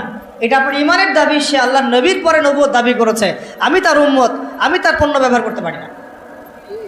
ঠিক একইভাবে এরা ইসলামের বিরুদ্ধাচরণ করছে, ইসলামকে গালি দিচ্ছে, ওলামায়ে কেরামের চরিত্র হনন করছে, আমার দিনকে কটূক্তি করছে। আমি এসব পত্রিকার ধার কাছে যাব না, প্রয়োজনে ওখানে চাকরিও করব না, ওটা বিক্রিও করব না, ওটা দোকানে রাখবও না। এরকম নিয়ত থাকতে হবে কঠোর। দেখবেন আস্তে আস্তে যখন এগুলা ব্যবসা বন্ধ হয়ে যাবে না, লেজ গুড়ে পালা যাবে। ব্যবসা যদি বন্ধ হয়ে যায় না, লেজ গুড়ে ঠিকই পালা যাবে। ব্যবসা করতে পারে বলেই তো আমরা দেখতেছি ওরা আমাদের সমাজের মধ্যে এরকম লাভঝাপ করতেছে। টাকা না থাকলে কিছুই করতে পারতো না। আল্লাহ পাক আমাদের বোঝার তৌফিক দান করেন। কোথায় ছিলাম জানি? আমাদের বাচ্চা থেকে মানুষ করবেন, ঠিক আছে? জি হ্যাঁ, ফ্যামিলি হবে এক একটা খেলাফার কেন্দ্রবিন্দু আর কি। আর ওলামায়ে কেরামদের মধ্যে ঐক্য বজায় রাখাটা খুব জরুরি। আপনারা ওলামায়ে কেরামদের অভ্যন্তরীণ বিষয়গুলোকে তাদের মধ্যে ছেড়ে দিবেন, নিজেরা এগুলো নিয়ে কোনো লেখালেখি করবেন না, কোনো রকমের লাইভ ভিডিও এগুলো করতে যাবেন না। ওলামায়ে কেরাম জানেন কিভাবে কাজ করতে হয়, ঠিক আছে? এবং কীভাবে সামনে আগামী বাংলাদেশকে নেতৃত্ব দেওয়া লাগবে তার রূপরেখা তারা অলরেডি রেডি করেছেন আলহামদুলিল্লাহ। এবং তাদের মধ্যে ইউনিটি এটা চলে আসা, আমি বললাম সময়ের ব্যাপার, একটা ঘটনার ব্যাপার। ইনশাল্লাহ কোনো একটা ঘটনাকে কেন্দ্র করেই দেখবেন যে হয়ে গেছে ইনশাআল্লাহ। আর আরেকটা বিষয় বলি, ঐক্য বলতে আমরা অনেকে বুঝি কি যে একেবারে মনে হয় 10 কোটিকে এক জায়গায় আসতে হবে। ঐক্য কিন্তু এটার নামও নয়। সবার সাথে কিন্তু ঐক্য হবে না। আমাদের ঐক্য দরকার তাওহীদপন্থীদের, আহলে সুন্নাহ ওয়াল জামাআর আকীদাভুক্ত যারা, তাদের মধ্যে ঐক্য দরকার। বাতিল আকীদার সাথে ঐক্য হবে না কখনো। বাতিল আকীদার সাথে আমরা তো মসজিদেই এক হতে পারি নাই, রাষ্ট্র ব্যবস্থায় এক হবো কিভাবে? বুঝতে পারছেন না কথা? আমরা আহলে সুন্নাহ ওয়াল জামাআর মধ্যে যারা আছি, এই ওলামায়ে কেরাম, মুহাক্কিক ওলামায়ে কেরাম এবং তাদের যে সংগঠন, তাদের যে অ্যাসোসিয়েশনগুলো আছে, এগুলোর মধ্যে ঐক্য হয়ে যাবে ইনশাআল্লাহ। এবং এই ঐক্য যথেষ্ট বাংলাদেশকে শাসন করার জন্য। বাকিদের আমাদের প্রয়োজনও নাই। তারা যদি ভালো ভালো আমাদের সাথে আহলে সুন্নাহ ওয়াল জামাআর আকীদায় আসে এবং আমাদের সাথে কাঁধে কাঁধ মিলিয়ে এই লড়াইয়ে শরিক হয়, তাহলে আলহামদুলিল্লাহ ভালো। যদি তারা নাও আসে, তুচ্ছ তাচ্ছিল্য করে, আমাদেরকে অবজ্ঞাও করে, তবুও কিছুই যায় আসবে না ইনশাআল্লাহ।